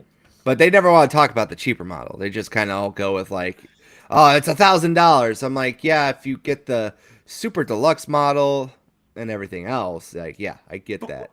But if you do talk about the cheaper model, then they go on the other end of the spectrum and it's like, oh, the Xbox Series X Series S is holding back gaming. It's like, dude, it's way the heck more powerful than the Switch, and you haven't given the Switch any crap for years. Like I said, man, it's hard to talk to people online about gaming. I always tell people this: Twitter, best place for gaming news, not for discourse, at all. Yep, exactly. But let's continue on here. So let's go. I bet every single one of those that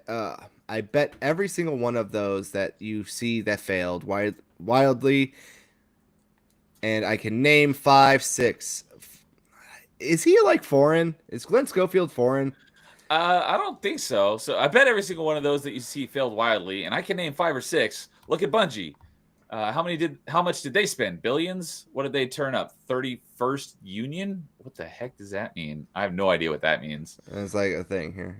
What did they turn up? 300 million? 2K Silicon Valley studio that was established in February 2019. So that's never heard of it. It's a studio. Yeah, read this better for me, Neil. I'm fucking Fetterman braining. I feel like I'm having a stroke here. I'm sorry. So yeah, billions. What did they turn up? 31st Union. What did they turn up? 300 million. 6.5 years. Nothing. So I'm assuming.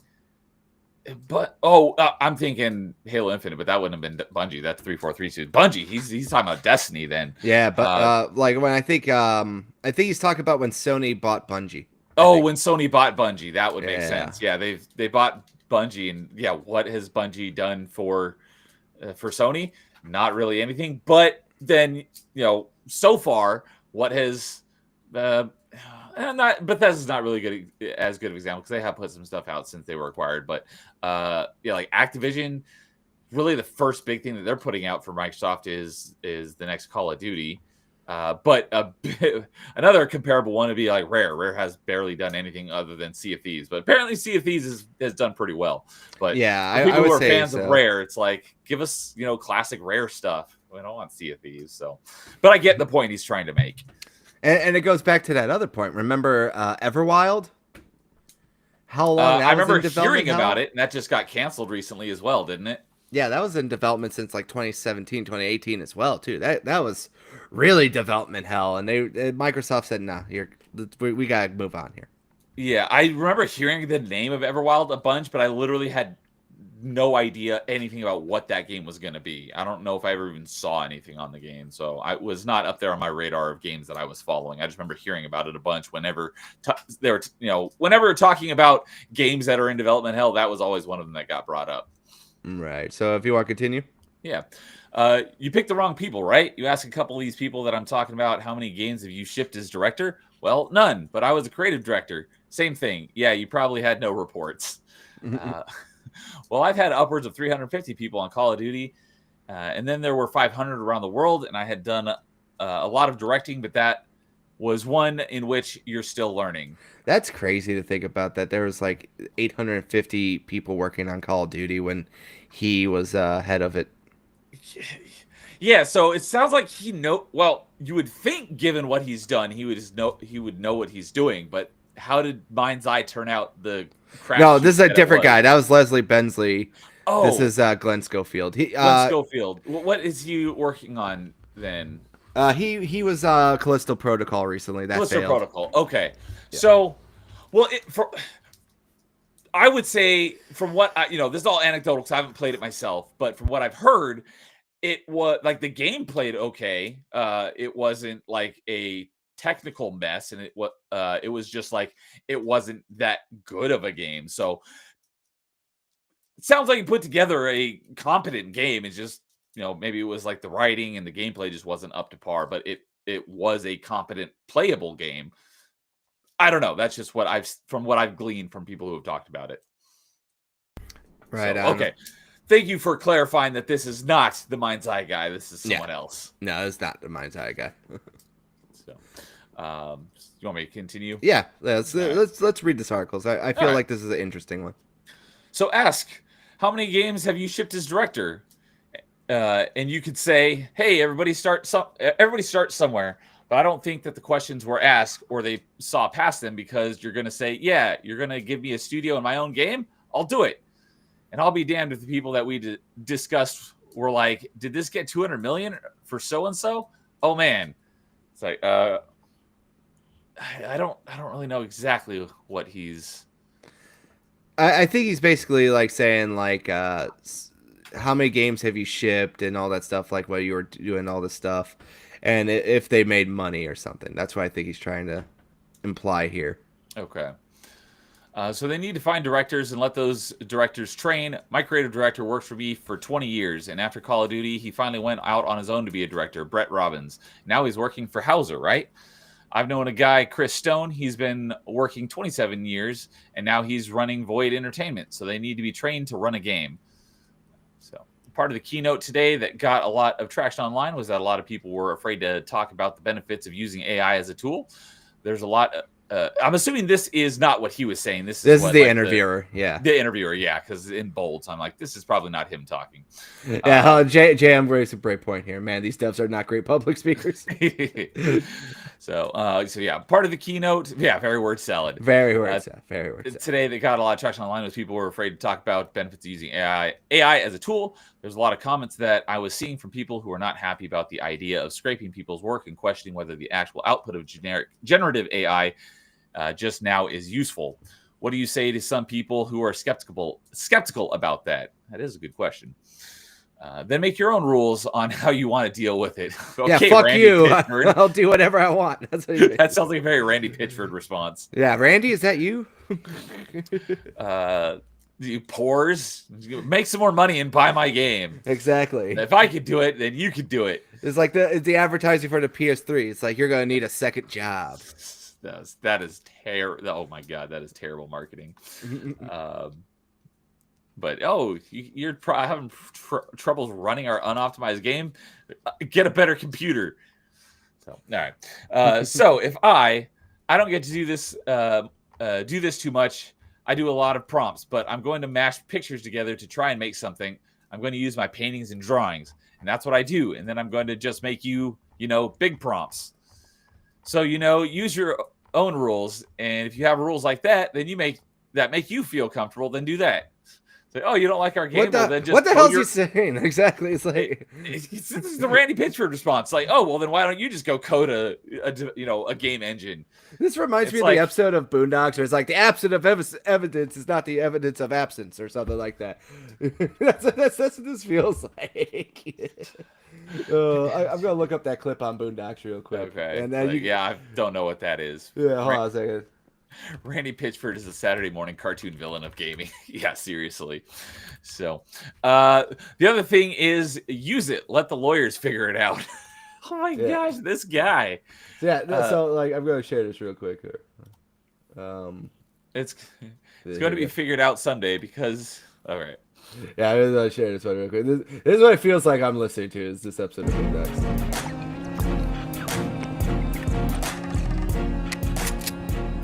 Y'all was in Iraq together? Yeah, we was in Iraq. What did you do? We was looking for weapons of mass destruction. Did you ever find them? You know goddamn well we ain't find them. What are you, some kind of political humorist? You Gary Trudeau up in this bitch? I was is that Samuel Jackson? They had that carpet shit all over them, and I couldn't see what they looked digital like. whiteface. All Cancel really him. Exposed was the eyes, and that wasn't enough for me, cause you know, shit. I'm looking at the eyes. The eyes can be pretty, and I take that carpet off, and then I got a tragedy. Is no, that Boomhauer? I don't know. I always say the absence of evidence is not the evidence of absence. What? Simply because you don't have evidence that something does exist does not mean that you have evidence that something doesn't exist.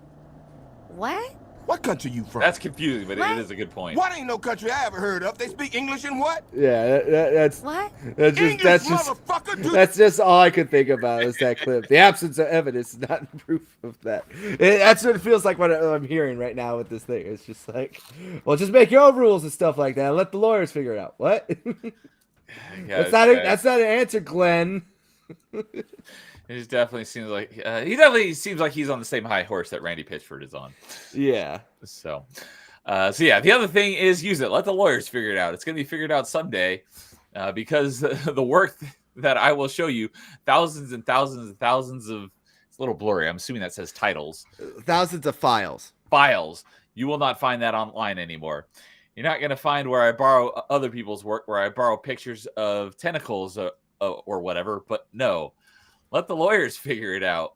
It's going to be figured out someday. Wait, he literally just put the same paragraph twice? Yeah, he did. I think he rephrased it again. Okay. That's what it looks like he did here. Let the lawyers figure it out. It's going to be figured out someday. So yeah, 1,000 files. You'll not get that online anymore. So, interviewer, what I find really interesting about it is that you're a very capable artist. It must have been as an artist that you must. Oh wait, it must have been as an artist that you must have had some concerns at some point and overcome those. Oh, when I started with it, sure, I was hearing all that stuff, and I was hearing, hey, people are ripping off other people and everything, and I'm like, Picasso said, good artists always borrow, great artists steal. That doesn't justify it. Every artist, every concept artist is already doing photo bashing. They've been doing it for 5 to 10 years. That's not your work. It's not your photos. You're photo bashing someone else, somebody else. And that same person, I'm telling you, was the one who said, I don't want them taking work and all that. And I'm like, you got to be kidding me. This is fucking hard to follow, man. I'm sorry. So he's saying because other people do it, it's okay that I do it, is essentially what I'm getting from this. Yeah, it's the old saying: if you ain't cheating, you ain't trying. I guess that could sum up this entire AI thing. If you ain't cheating, you ain't trying. Oh my God! How much more do we got of this? Holy fucking shit! That's lengthy. All right, let's look around here a little bit more. I'm starting to get a little headache from this. Just like JM's right there with you. Can you guys speed it up? I'm losing IQ points here. All right, so. He wants to get on AI. Let's talk about his Callisto Protocol stuff. All right, let's go right here. Okay, can you give me an example? Say the Callisto Protocol. If you could have done that all over again with the tools you have now, how would you have been able to make it quicker, faster, better with those tools? Good question. Mm-hmm. I'm not sure. I'm not sure. It wouldn't help me with writing because I'm not going to let it do the writing part. All right, at least he's on the right track there. Yeah. Ideas maybe here and there. As for concept art, maybe. But when I'm designing monsters, I'm going and I'm sitting with the artist and they're drawing it while I'm talking. Let's make these eyes bigger, that sort of thing. And so, yeah, that took some time. So I want to stop for a second here. That's what when all this AI stuff started going up, I said that would really help with concept art too. That's a good point. Be like, I've got an idea for a monster. Here's kind of what I'm thinking. Have the AI generate it, and then have the graphic artist refine it. That I think that's totally fine. Yeah. Okay. So, whereas now I've just created this whole line of weird characters for one of my pitches. They're mummified, but they've got like crab legs coming out, stuff that I've been able to picture quickly. And so the one thing I've been able to do is go try fish, try frog, and then I go in there, and then I come up with a conclusion. I can do that faster these days. All right, that's fair enough. Pretty good.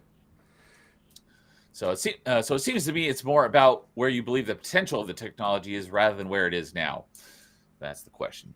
Mm-hmm. There's a lot of potential, but yeah, I mean, let's look at it this way. I could go in there. This is how I can speed things up nowadays and write a couple of different prompts and say, Midjourney, I need a devastated brick wall. And then I can say to it, all right, make it longer, make it bigger. And now I've got a giant thing of bricks. That's just one. I'll say, bricks, give me rocks. You can use it all over. And you get stuff like, okay, I'm going to go through the bricks. That's another thing people aren't afraid to go looking at other people's bricks and use that in games. So it's a little, I don't know. Yeah. Not so it's a little, I don't know. That's basically what he's trying to say. All right, so here's the one that I think is pretty interesting here. The third point here. So, all right, the interviewers. The third point you said in your ideas for saving games in the industry was E3 and how you missed it. So Jeff Keighley and I talked about it. I've said to him, I wish you would turn the awards show into the Academy Awards show. Please don't.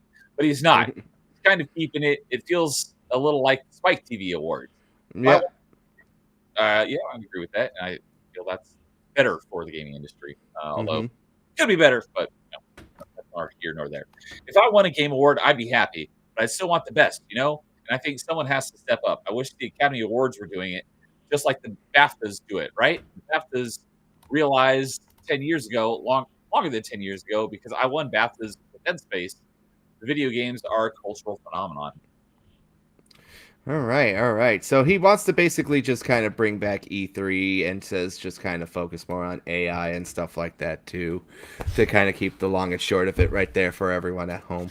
So you're welcome, JM. I think the article is over for now. He's like, please drop this. Yeah, I just I just wanted to like bring that up a little bit though, for all this stuff. It was a very interesting conversation for sure about it. But yeah, that was very interesting. So I guess what is your opinion about what he said and all that stuff? What are your final thoughts? I can't really disagree with a lot of his points, but he definitely seems like he's got an ego. But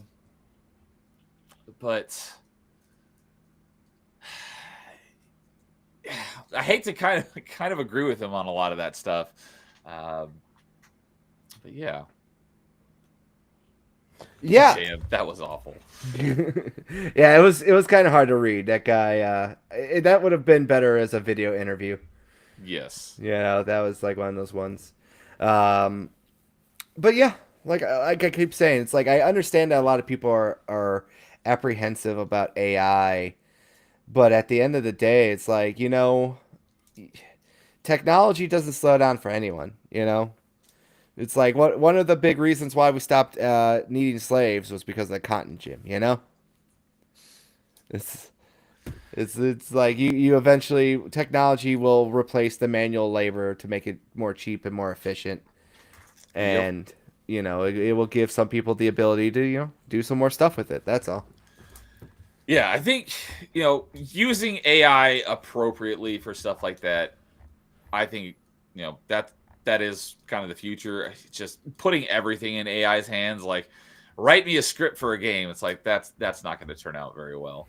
No, it definitely won't. Yeah, using it here and there and for maybe getting ideas. I haven't really talked about it much, but I'm currently working on. Well, our company exists, but we're in the development stage for launching a business. And the name of our company, we asked a number of different AIs for suggestions, and we took that and then kind of piecemealed and kind of picked and choose from a couple of different ones till we came up with our actual company name. So stuff like that, I think, is great. But relying heavily on it, and especially if you don't have any actual people looking at it after the fact to refine it, that's just a recipe for disaster.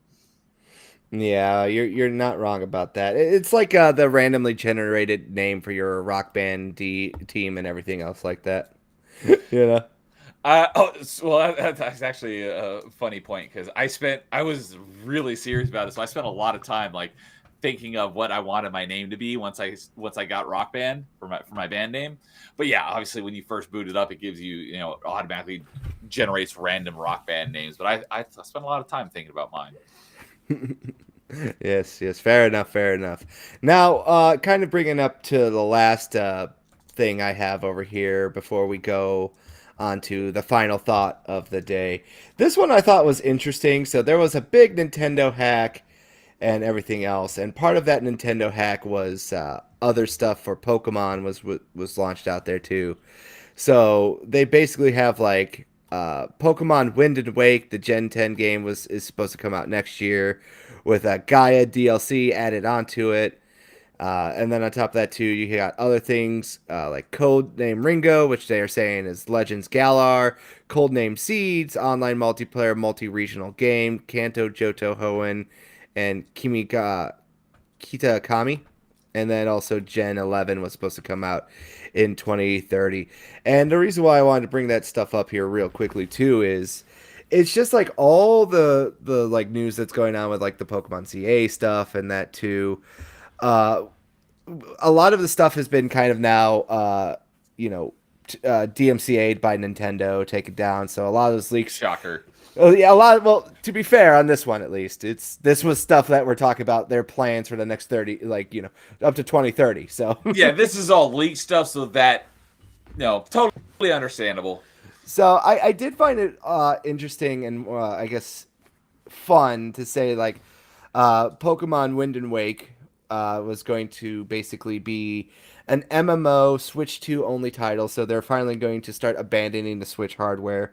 And of the stuff that they originally leaked, it was showing like underwater models, like your character can swim underwater and kind of just do more of like a open world Pokemon MMO style kind of game where you find the Pokemon in the wild and have more wild Pokemon battles and stuff like that. So Neo, of your opinions here, what would you think about that? Would that kind of interest you to get into Pokemon? I know you're not really the biggest fan, but if they came out with it, like, what would be a Pokemon game for that you would be like, I got to give that a try? A Pokemon game that would actually interest me. That is a good question. Because probably the biggest thing would be a non-turn-based game. More action. Like, if it was like a Pokemon game where the combat was like Smash Brothers, I would so be into that. Where it's more of, you level up and, through, I haven't played any Pokemon games, but you level up and you get stronger attacks. And so you're actually controlling the character in the combat rather than just taking turns. That I would be interested in. So Pokemon ZA, the combat right now is actually real-time combat, just like that. It's no longer real turn-based, but you could tell that it's like starting to get closer to like what you were thinking about. Let me rephrase that. What you would think you would enjoy if they did that, because it's not necessarily like super turn-based, but every move has like a cooldown and it waits to recharge, and you run around and do stuff like that. Yeah, I've seen like the characters like running around in the world. I've not actually seen any of the combat of not ZDA, because I haven't seen anything on ZDA, but I'm assuming ZDA is similar to Arceus or Arceus. A little bit. So I've seen like the overworld of that one, but I haven't actually seen any of the combat, so I don't know exactly how it works. Well, they had like a lot of interesting ideas that they cut from the game, like riding Pokemon and doing all sorts of other crazy stuff. Like, the funny part is, like, we're talking about, what you brought up earlier was like, well, the Series S is holding back gaming. Ironically, a lot of the stuff that they kind of cut on the cutting room floor was because the Nintendo Switch is holding back the gaming for them now too. That thing is 8 years old, and it was underpowered when it came out. So, yeah, it's surprised that it's survived this long. Yeah. So. And Wingus has a question for you here. Yes, has Neo heard of Pokken Tournament? I've heard of it. Other than I've heard the name of it, I know absolutely nothing about the game other than I've heard of Pokken Tournament. So it's not an RPG, but it might have general gameplay he'd be more into. What was that on? It's a fighting game, and it was on it was on the Wii U, but it's also been ported to the Switch. Okay, because I did not have a Wii U, so but I will look into it. Yeah, there's a lot of fun Pokemon spin-off games out there. I've brought it up many times before, but like Pokemon Conquest, which was like it took place during Nobunaga's quest. It's based off of in Japan. So like you got to fight Nobunaga, and he's got like a giant Pokemon, and you got all the characters from Japanese history with Pokemon, in like a Fire Emblem clone type of deal. There's obviously Pokemon Puzzle Leagues that's been out there. Another really good one is the Pokemon Mystery Dungeon series, which are like dungeon crawler games. And then the one spin-off is the only actual Pokemon game I've actually played. Pokemon Pinball back on Game Boy Color. Yeah, no, like Pokemon Pinball is great, especially the Ruby and Sapphire one too. I didn't know that there was more than one pinball game. Yeah, the second one is very expensive though. Like if you wanted a complete in-box copy, but it's like a $35 game loose, I think. Yeah, I borrowed it from somebody I knew back as a kid, so I had to give it back to him when I was done. I mean, it was a fun concept because it was one of the very few games that had like built-in rumble too. Do you remember that? It did. Yep, that and I just unplugged my headphones. You're fine. I can still hear you. I say that, and his headphones are unplugged. Back in, so I'll be able to hear you. But yeah, Pokemon Pinball and Perfect Dark on Game Boy also had the Rumble. Oh, I didn't know Perfect Dark was on Game Boy too. That's actually interesting. Yep. So, I don't know. I think there might have been a couple more, but yeah, there were very few of them. Yeah. Also, Pokemon Pinball for the original Game Boy, it had a bigger box than usual too. So like it's actually kind of weird because I don't have many complete in box Game Boy games, but that one in particular was a lot bigger than like just your average regular Game Boy box. Hold on, I'll show people a picture of it so they could get an idea of what I'm saying. Actually, there's more than I thought. There's cool. 1 second, I'll be right back. So, I know I just want Game Boy games, not. I'm getting nothing but lists of like Game Boy Color, and GBA games. Like, no, I just want the Game Boy Color games that had Rumble. Right. But here's like the original like a Game Boy box right here. Okay. So like, see how it's like a little thin and everything else here. Here's like the actual official Game Boy one. And you can see it's a lot thicker. It is significantly thicker. Yeah. So that's that. I thought that was always interesting when I looked at those ones in particular. Oh, let me readjust there. Stretch. Ugh. All right, but I feel like it's time for the final big question of the day. Countdown. Yeah, I guess we should go with that. It's the topic du jour and stuff like that. I guess a very interesting one that I've been kind of thinking about with some like the online stuff that's been going on. And I think for me, one of the big issues that I feel like online discourse is always tough because it always feels like when you're on Twitter, there's always like everyone shares like the same clip of like something bad happening, and they kind of get into like weird debates and arguments about it. And I guess I would say, like, as a final one, what in particular would you think people, when they get online and they want to enjoy a hobby, like, what do you think you should do when you go and talk about games? What is something that you wish more people would focus on and do more of, instead of just like what it kind of feels like is the dominating narrative? Probably, talk more about the things that they love, but that's not what typically gets the clicks. It's usually the negative stuff that gets, drives the most engagement. So that's why we see it the most. But, that's basically why, one of the reasons why I started my channel, because I just want to talk about the games that I love. So, I follow a few accounts that I wouldn't say they're definitely not like rage baiters, but it's also not as much about like stuff they love. Just posting like little facts and like nods to obscure games and stuff. So those are some I like some of those accounts. But yeah, just I'd love to see more people just talking about things that they do love about gaming. Yeah, and I do kind of like people like, say, for example, like Metal Jesus or ACG, like people like that, where it's like I want people to break down and talk about like what makes this game good, what makes this game interesting, why do you collect, why do you do all this stuff, because it doesn't feel like we have like gaming conversation. And it's like one of the weird things that I always say to people is like, when I first started doing all this streaming stuff, it's like you invite people on and you try to come up with subjects, or like, we're going to talk about this with gaming or that with gaming. And you find out real quick that a lot of people kind of fake it online a little bit more than they should when it comes to having like a good opinion. And then you're stuck there rebuilding the plane mid-flight, and you're like, what am I going to do here? How am I going to try to salvage this?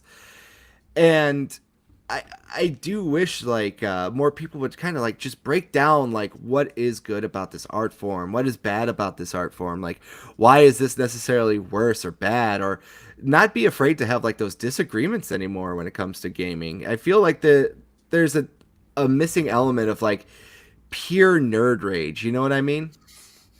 Like it's like those arguments you used to have with your friends, like when you were kind of growing up. It feels like a lot of like even nerd rage is now like, processed nerd rage. You know what I mean? Well, I did have a Twitter argument with someone last week about that game right there, the best first-person shooter on N64. And he was saying, GoldenEye? No, Perfect Dark. I know. I I have to do it for Ryan. Shout out Ryan. For Ryan. But yeah, it wasn't Ryan that I was arguing with. It was just some random guy. Because it was one of those accounts that I followed just like posted something about N64 and was just asking people. I think they were asking like, "Hey, what's your favorite N64 game?" And so one of the ones that popped up, well, of course, a lot of people saying GoldenEye, and one of the responses was GoldenEye is overrated. Perfect Dark was better, and I immediately liked that. And then he was arguing with that guy, saying no, GoldenEye is better, and we got in like this long argument on like why Perfect Dark is better, and he's like, no, dude, GoldenEye is better. I'm like, no, it isn't. So he obviously, I'm not going to back down because I'm right, and he refused to back down despite being wrong, because Perfect Dark took everything GoldenEye did and did it better, and he was trying to make the argument that GoldenEye is still a better game. I'm like, you're an idiot if you think it's a better game. You can like it more, but it is not a better game. Yeah, and like, so for me, like, I know you're not like a sports ball fan. I know that's like our little running joke and all that stuff. I did play sports in high school, but I've barely followed any sports other than, I followed my Sacramento Kings when I was in high school, but I haven't followed it since then. I just know they've been terrible, but they're still my team. Right. If you had to ask me what's your favorite sports team, it would still be the Kings, even though I couldn't name a single person on the Kings. Right. And I feel like for me in particular, like, I could still get into like fun sports arguments with people online. Like we could sit down, we could go over stats, and we could go over like, rings, championships, plays, and stuff like that. Like, I feel like sports is like what I want to have like that conversation with, kind of like with for video games again. Like former guest of the show, Mr. Dirk Griggity, one of the only real console warriors I actually still listen to. Old school black guy from Detroit, older gentleman. But the way he console wars, it reminds me so much of like sports talking. Like, it's like, man, we're going to kick their ass today. Everything's going to be good. And then like your team wins. Just like, fuck it. They got us again. What can I say?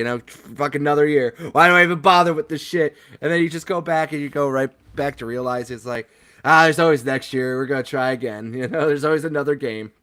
Yeah, and another thing about, at least what I would assume about sports, since I don't follow sports, but I would assume that in sports, you can like one team or another without being, without divisive like video games and stuff. It's like, oh, you like Xbox? You must be, a Microsoft shill. It's like you can like a team without being, accused of being like a shill for something. Or being bought and paid for. They do have a term for that. It's called a homer. Where like you kind of Homer, have like Simpsons. No, like it's like you're just such a like you believe in like this is our year every year. Your team's like 3-12, but it's like we'll get them next year and stuff like that. There's like in sports because my uncle is like the professional doomer. Whereas like every year of like the number one pick like throws one interception, he's like, it's terrible. We're done. Game's over. We're gonna be terrible. Or they let up one goal. It's like, that's it. We're over. We're done. Back it up. Maybe next year. It's like it's the first game of the season. Yeah, basically like that. It's just like that's what it is. And then there's like people like me who like you got to give it a little bit more than just one game and one play. It's like or. It's like stuff like that. Like over here in Chicago, we got a quarterback. His name is Caleb Williams. And he's kind of like a high profile, like easy to hate on kind of player, because he's kind of a little fruity because he paints his nails and stuff like that too. And he was the number 1 overall pick in the draft. So he has a lot of extra like, baggage attached to it as well. But like, last year, the guy who was taken number 2 overall, he was like really good.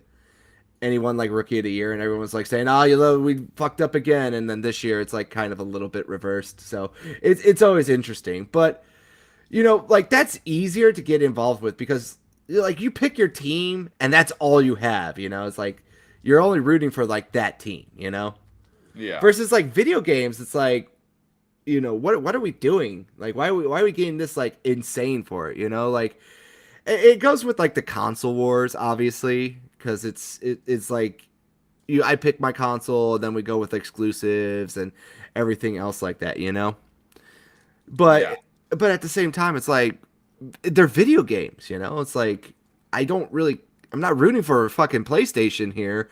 I'm rooting for the studio that made it, It's like Capcom to me is like my favorite studio right now, but it's just like I don't fucking care where you play it. It's like, are you a fan of Resident Evil? Are you a fan of Monster Hunter? Like, let's talk about that stuff more, Yeah, it's like the actual Xbox being pissed off that first party Microsoft games are coming to PlayStation, or ponies being pissed that PlayStation exclusives are going to Steam. It's like, why does it matter if you can play it on your own console? Why does it matter if someone else gets it too? Right. Big freaking deal. It's like, like this is where one thing I disagree with Zero wholeheartedly about. He goes like, well, exclusives bring creativity. I'm like, do they really though? It's up to the devs to make creativity at the end of the day, Yeah. Like, was Metal Gear Solid interesting because it was only on PlayStation for a little bit? No. I would say hands down, no. It was just because Kojima, used the console, came up with some interesting concepts for like Psycho Mantis and stuff like that were interesting and unique. Like if he was able to do that on Nintendo 64, would that make, would that like actually have made like a huge difference compared to like the PS1, Yeah, exactly. Because even as a kid, like I never, even when, I hadn't taken any economics class or anything, but just as a kid, I was like, all right, I like that, I was a Nintendo kid, so I had Super Nintendo and N64 and GameCube. It's like, I like that I have, Metroid Prime being one of my favorite games of all time, being on GameCube and it wasn't on what that would have been PS2 era, right? Mm-hmm. It wasn't on PS2. But it's like, what I don't understand is if you're developing this piece of software for just this one piece of hardware, why wouldn't you release it on the other pieces of hardware to make a much larger user base to increase your potential sales numbers by having a much larger user base? That made no sense to me. It's like, why wouldn't you do this to potentially make more money? I never understood that. And then we got Snapple Y right joining us. How you Hey, doing, what's up, buddy? Snap? Speaking of, I mentioned you earlier because I mentioned when we went out retro shopping back in July, I think it was. But good evening, Snap. Yeah, Snap. It's good to see you stopping by. It's wonderful. But like you're saying, I feel like gamers are also kind of starting to realize that we're a little bit like dinosaurs too. A lot of us, you and I were both in our mid to late 30s, so we're starting to realize that the dreaded middle age is starting to creep up faster and faster upon us. Objects in the mirror are closer than they appear, Yep, that is for sure. And we're slowly adjusting to like the concept of, the younger generations like just playing however they want, these free to play games and all that stuff. And it is affecting the industry in many, many ways. I mean, consumers value games differently. Look at people who have Steam and they only play on PC. It's like, I don't buy brand new games day one, because people's budgets are different. And some people, there's the people that are, PC master race. It's like, PC does have a lot of advantages, but there's still, stuff you got to put up with. And there are reasons why consoles are still great. Yeah, like it never understood me. Like whenever I get into this argument, like recently more with Xbox or like to a lesser extent PlayStation when it comes to PC guys, it's like, why would you buy a console? I'm like, because it plays games. That like a weird concept, right? It's like, why did you buy something? Because I want to play games in a certain way, Yeah, that's my number one argument for consoles is I want to sit on my comfy couch in front of my 75-inch TV and play my games, not sit here at my desk in front of my 35-inch monitor where I'm cramped and I don't have as much space and I can't get comfy, and it's, that's why I prefer console gaming. But you also, the simplicity of it, it's cheaper and easier to get into, although that's getting less of an argument given how expensive console gaming is getting. Yeah. But still, it's plug and play. You don't have to worry about drivers and making sure you got, your $4,000 GPU and upgrading it every year and going, getting a second mortgage on your house in order to afford it. So it's also like, look, I'm not everyone knows I'm not the best tech person.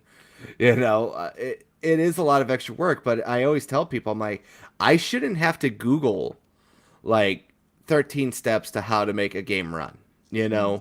One of the biggest issues was I could not get Okami on the Steam version of Okami to run. And I was like, this is kind of bullshit that I have like a $2,000 gaming PC, roughly, and at the time at least, and I buy a $5 game and it doesn't fucking work. It's like it is. And this game was on the PS2, so it's like, why is it not working? From what I hear, a lot of those really old games on Steam have a lot of troubles with stuff. So I have a couple of them. I haven't actually tried to play them yet, but I can have the same game on let's say N64, and it still plays fine as long as I've got the hardware to play it. Right, exactly. And it's kind of like one of the things I always say, it's just like I appreciate that you could do a lot of great things with PC, but at the end of the day, it's just I do like that just tactile feel of playing it on a native hardware system and stuff like that. If you have the space and you have the budget and the freedom, and it's just like, it is nice just to be able to sit down and be like, I could still pop into PS2, hear the PS2 sounds and everything else like that. But at the same time, I'm not opposed to, games getting remasters and ports and stuff like that too, because at the end of the day, I just want more fans of a game that I'm a fan of, because usually what that means is, like, look at what's coming out next year. Onimusha is getting a sequel. We're getting Okami 2, a long-awaited sequel and stuff like that. I want more of these games until they eventually run it into the ground, and I'm sick of it. And then at that point, it will reach its natural end, and I can move on. Because, at the end of the day, we should all want to see good things continue. And until they run it into the ground, and then you move and find something new and interesting to follow, Yeah. So, yeah, JM's right there with me. Yeah, my couch is much more comfortable than my office chair. So, yeah, exactly. Look, my dog can't sit on here with me. It's not comfortable, all right? But there is the thing of, like, you probably can relate, and I know JM can relate. You stretch out on your couch, you throw down your blanket, your dog lays on you, and you just go play your video games with, like, your nice little heat warmer, Yep. Not quite cold enough for that yet, but it's getting there. Yeah, well, we're starting to get here, too. It's supposed to be, like, 39 tonight. Oh, jeez. Yeah. AC got lucky. It was, like, in the mid-70s when he came, and then just, like, dipped. But he's also going to get, like, the worst of it, because where he's at right now is even colder, so... But as I was saying, like, you can still do that stuff with PC, but it's just like, it's so much extra work, and you got to be, like, smart with it, Yeah, exactly. It's like, people are like, oh, well, then, you just build it's not like I'm gonna unplug my PC and go and take it out to my living room to go play my PC. I mean, I could go and take it out there and play my PC games on my TV. Like, no one's gonna do that. You have to build an entirely separate PC just for that. It's like, right. Who does that? There are a few people out there, but that's very few and far between.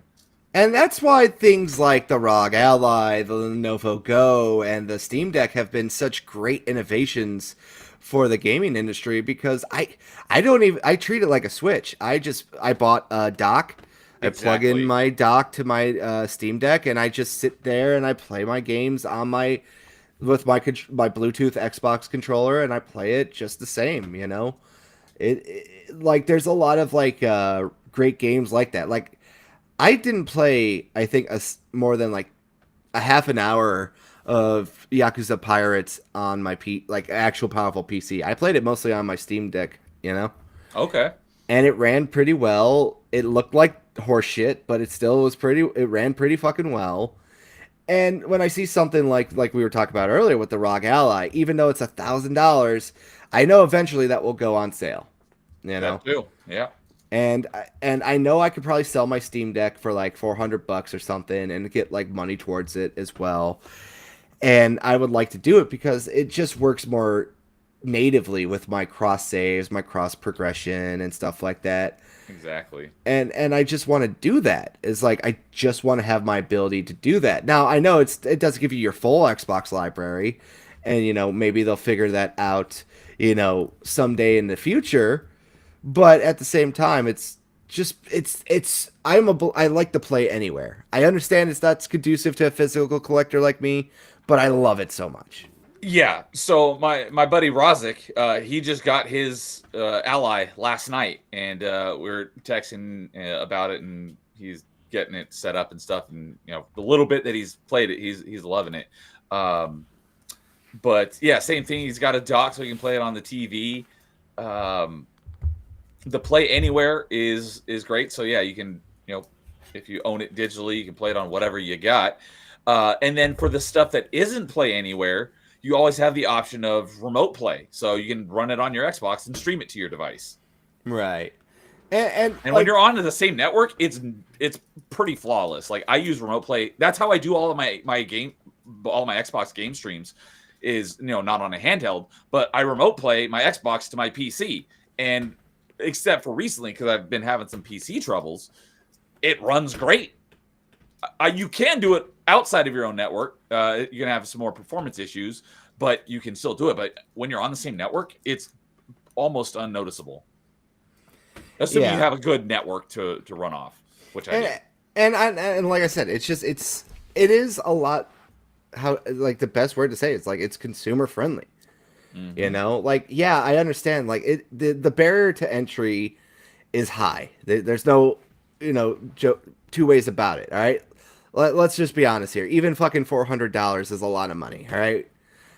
I mean, I have a good paying job and everything else. I do pretty much whatever I want. But even still, $400, not exactly still something that you could just like easily part with all the time. Yeah, for most people, it's like that's I got to think about that.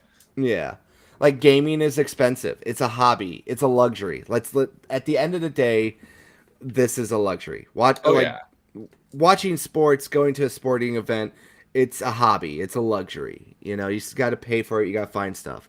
Like there are actually things in life that matter more, this doesn't justify everything getting more and more expensive. It fucking blows. Let's just no two ways about it. It fucking blows that game prices are going up, like $70, $80.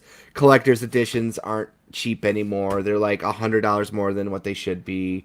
And this was like before, like even the tariff argument. It's just like everything is just getting expensive. Yeah. And, when I see these people, freaking out about like Game Pass Ultimate per se going up $10, and it's like, I get it. I get it. It's like, I think for me, it's like $25 is kind of like my limit, per month. But at the same time, it's like, look, you got to look at like, is the value proposition good for you or not? Exactly. And I feel like a lot of these people like really, really took it way too personal about Game Pass Ultimate being like $30. And then, like, we saw, like, these people were, like, making these, like, grasping at straw arguments. We're like, well, most people in the gaming industry only buy, like, 2 brand new games a year. So that's, like, $140 or something. And I'm like...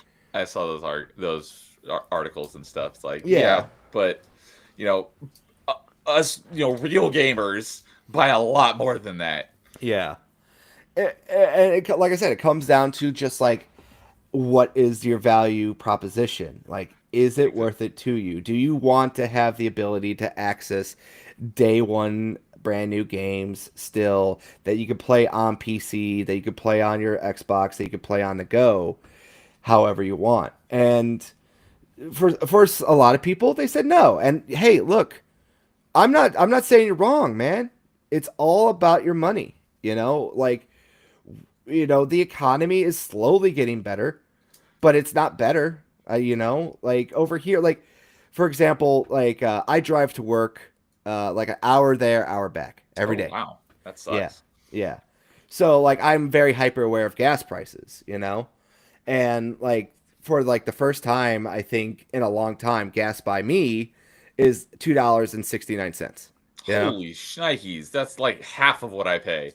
Yeah, but you got California prices. I filled up yesterday, and I was like, "Is it still seriously $5 a gallon?" I would expect it to be less than that by now. Yeah, but like here in Illinois, it depends on what county you're in. Like if I go to Cook County, Illinois, it's like $3.19, or something like that. But I kind of live more towards the boonies, so like well, not the boonies. I live closer to the Wisconsin border, and in Wisconsin, it's like $2.30. Man, I can't remember the last time we had like less than $4 gas. Probably before I started driving. Yeah, and then we got Diablo. I haven't seen you in a while, buddy. What's up, Diablo? In my defense, I live in Brazil. $30 is too much money for me to pay monthly, and yeah, like totally. Yeah, and then it comes up with a follow-up, which, to be fair, I've never done. I pay once, rush whatever game. I feel like, and do it again in a year if there's a new game that interests me. When Game Pass got announced, that was exactly my plan as well. Like, I'll sub for a month, play whatever I want, unsub, and then sub again later, and I'm still subbed to this day. However, it's totally, each person's situation is different. So, to each their own, whether you think that it's worth it or not. But yes, does a $10 a month increase, a 50% increase suck? Majorly, massively, it sucks, especially from a multi-billion-dollar company. It's like, you guys are not hurting for money. I don't want to hear this crap that you need to raise prices because you're hurting for money. No, you're Microsoft. You're one of the biggest freaking companies on the planet. Multi-trillion-dollar company. I would not be surprised if that's the case. So no, this increase, it majorly sucks. But if you look at everything that's on Game Pass, you still get access to a gigantic library of games. So I still think it is, because a lot of people are saying, the argument has been, Game Pass is the best deal in gaming. And now that this price increase, they're like, no, it's not the best deal in gaming anymore. Well, then what is? That I think it's still the best deal in gaming, even for the price. It sucks that it's more expensive, but I haven't heard an argument for what's a better deal in gaming. Right. And this is like one of the things that I used to get really annoyed with Mark about the most. When he was like, oh, well, if you have a console, you got to pay for the internet. And I'm like, yeah, you're right about that.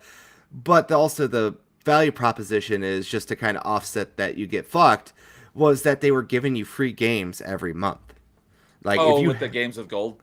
Games with gold and even PlayStation Plus. Like, they do tempt you into the service to try to justify it to keep you subbed. It's like, well, look, you just redeem these codes, you add them to your library, and when you unsub, you lose access to them. Some of them. A majority of them. So, at least on Xbox, I have no idea how it worked on PlayStation, but on Xbox, all 360 games that you added with games with gold are yours forever. It was Xbox One and newer games. They say that you lose access if your Game Pass lapses. I had my Game Pass lapse for a couple of months because I just was not in a financial state. I'm like, I'll resub when I have income again. And I did. But during that time, I didn't lose access to any of my games. So they say that you lose access to, but I never had it happen to me. Yeah, it's interesting. But this was probably like, I don't know, 7-8 years ago. So it may have changed, but like on PlayStation side too, like you do lose those access for those games. But one other thing I wanted to mention is that, again, yes, the price increase on Game Pass sucks, but if you're paying month to month anyways, that is the worst way to do it. I've never paid Game Pass month to month. I've always paid for like a year, 2 years, 3 years up front. And there's lots of different ways to do it, but there's loopholes, so to speak, that make it way more palatable would be a great word. Like the Game Pass that my current Game Pass expires in April, so I still have a few more months left before I have to worry about any price increases. But the one that's about to expire, when I subbed for Game Pass last time, I ended up getting 33 months, so just short of 3 years for $65. So there are ways to get it way cheaper than paying it month to month. Yeah, wait for Black Friday sales. I know a lot of places are still selling the 3 months for $60 for Game Pass Ultimate at a lot of places. So, like right now, if you want to go out there and stack, you can actually get, buy two, get one free, basically. Which is, helpful. No ifs, ands, or buts about it. It's helpful. Yeah, the best thing is buying those prepaid cards, and you can usually get those for really good deals, and then just stacking those. So that's always the best way to get Game Pass, and you'll save a lot of money. Yeah, and here Ando says, Wingus has something to say here. I would say that the Game Pass pricing thing looks worse because of the rise in hardware prices, though it seems like if you were going to get Xbox at some point, you probably already have one. Probably, yeah. I mean, it does feel like like I said, they're trying to kill off this generation. That's what it really feels like to me. It seems like it. And it's like, look, when we look at what the gaming industry do right now, fucking Nintendo raised the price of a fucking Switch. All right, like a console from like 2017, they raised the price of that. No reason to do that at all. Yeah. It's like this is the first generation in video game history that 4 or 5 years into the generation, the hardware gets more expensive. It's like, what are you doing, you greedy corpos? Yeah, and it's just like I said, this has been an issue that's been like on the horizon forever.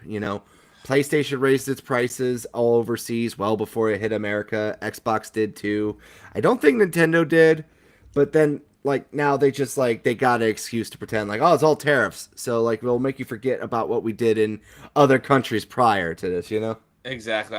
It's like that's got to be what they're like. Hey, we can use the tariffs as an excuse to charge more money, but stuff like this, I would never recommend unless you're getting it like day one when it launches. I would say like never buy first party. You can get these for way cheaper secondhand on things like Facebook Marketplace, and I've never had a bad experience with not that I bought a lot, but I bought my Switch, I bought my iPad, I bought a couple of different Apple Watches, all off Facebook Marketplace, and saved a ton of money, and they served me well for many years. Yeah, exactly. And unless you're getting like something like the limited edition consoles and stuff like that, like me, usually what I'll do is I'll sell my old console as a holdover, and then I'll just go and sell like just have like money set aside for my collector's edition. It's the circle of life is what GameStop used to call it, is not necessarily a bad thing. It does help, and that's why the old digital future really does suck, because even though you got like the Steam rekey sellers and stuff like that, it just isn't the same all the time. It's like I don't want to buy used Steam codes. I will just wait for like Green Man Gaming or Steam sales and stuff like that. It's almost easier just to wait for like the massive discounts that you get on GOG and stuff. And even Amazon does like a lot of free video games too if you got Amazon Prime. Yeah, even though I have zero intention of playing most of them, I go in basically every week to Prime's gaming website and just redeem all the codes, so I have access to more stuff. That's just like Games with Gold. Even if I had zero intention of ever playing the game, I redeemed every Games with Gold game I had access to, just so I have access to it. Mm-hmm. I feel like the biggest problem, and I always try to say this to gamers, is you need to understand what your worth and your money is.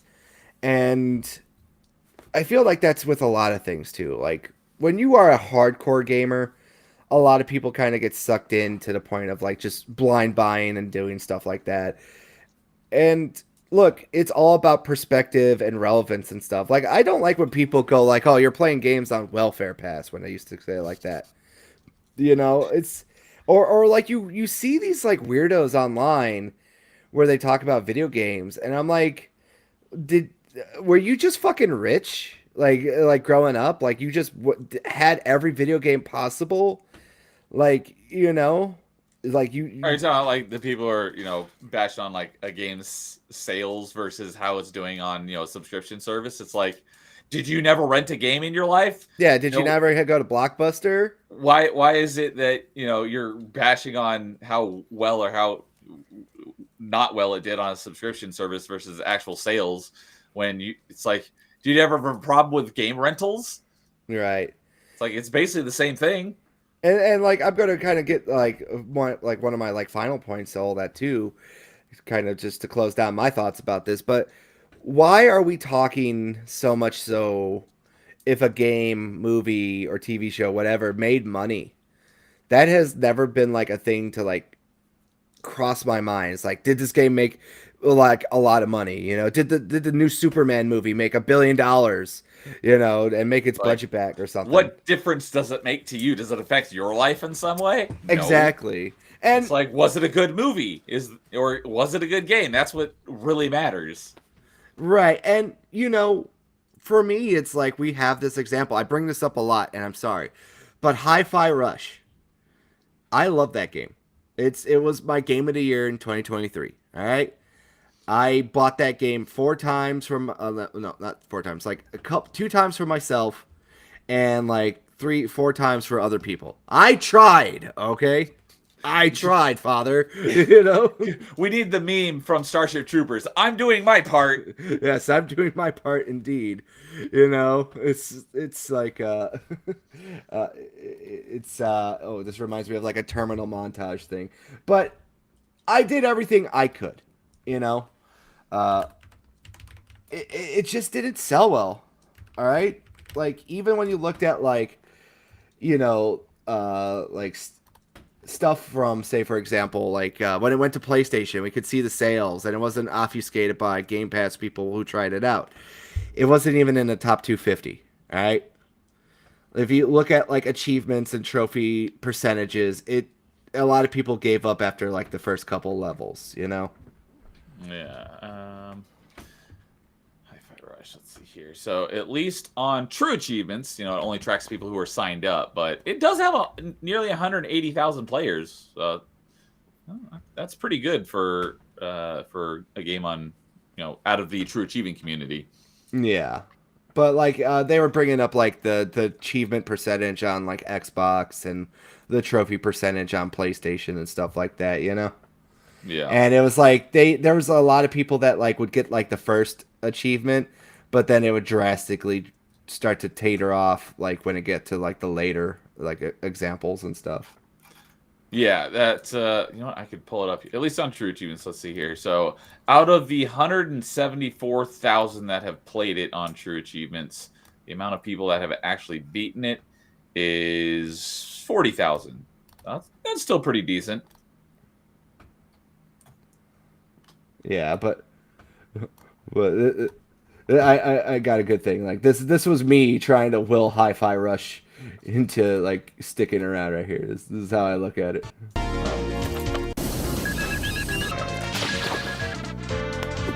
Little Pokemon reference here. I tried, Father. That's me willing Hi-Fi Rush to just stick around. But luckily, it's getting a sequel, so hopefully we see. Oh, is it? Yeah, like I did not know that. Tango Gameworks got bought by Krafton, the Korean studio company. Okay, well, there's some issues with that company. Shannon's going on with them right now in a game that I'm super excited for, but I'm still holding out hope. So I have hope. Tango Gameworks has been relatively all on board with some good stuff to come down the way. I want to see that game at least get one more chance. It was so unique and fun and interesting, and I hope one day I get my physical copy. That would be great. But was it digital only? Yeah, it's digital only. So is it a limited run physical? They originally were supposed to do limited run, but with the studio closing down and Krafton buying the IP rights, only time will tell. Oh, so there's no word on if there's ever going to be a physical version. Right. It kind of is up in limbo right now. Gotcha. Yeah. Okay. So I'm hoping that like when they if they ever do Hi-Fi Rush 2, they just do a re-release of like the game physically as like a 2-pack or something like that. Gotcha. Stuff like that. I'm still like, I know Limited Run gets a lot of shit, and it's well deserved, a lot of it too, because their collector's edition time for release is, there's no two ways about it. It's unfucking acceptable. They do what they're trying to do is a good thing, but how they go about doing it is just god awful. It's like they have like a lot of issues. Mostly with their collector's edition. Like, if you just order the basic disc edition, where it's just like the packaging and the game, and that's really about it, those come to you relatively quickly, Okay. But it's like once you get to like anything that's a collector's edition, like I was supposed to get the collector's edition for Lollipop Chainsaw. The repop or the original? The repop. Okay. They did the collector's edition for that one. That was supposed to be here in September. It has now been delayed to January. Yeah. And I'm like, I don't even know if I'll be here to get it in January. You know what I mean?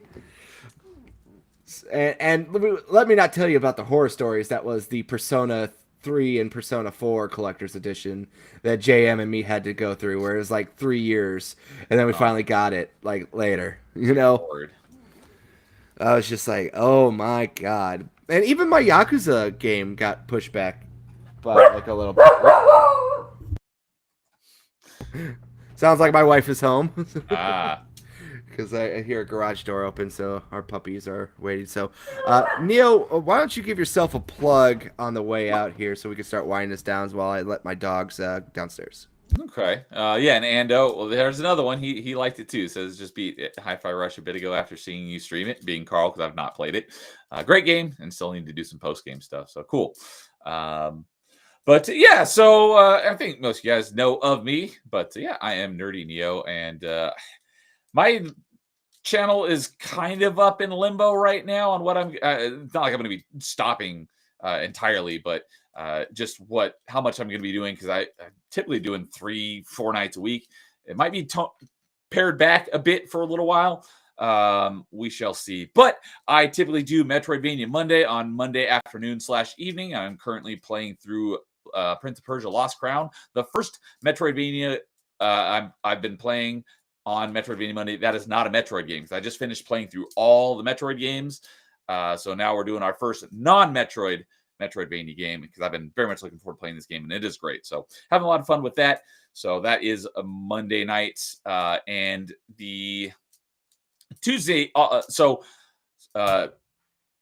5 and party chat. We're alternating Tuesdays right now. Top 5 is on Thursdays. We'll probably go back to alternating on Tuesdays, but that's kind of up in the air right now. But at least at the moment, alternating Tuesdays is top 5 with Carl here and my co-host Ryan, and a guest host each week. We just talk about fun video game topics, like what boss have you beaten the most amount of times, and fun stuff like that.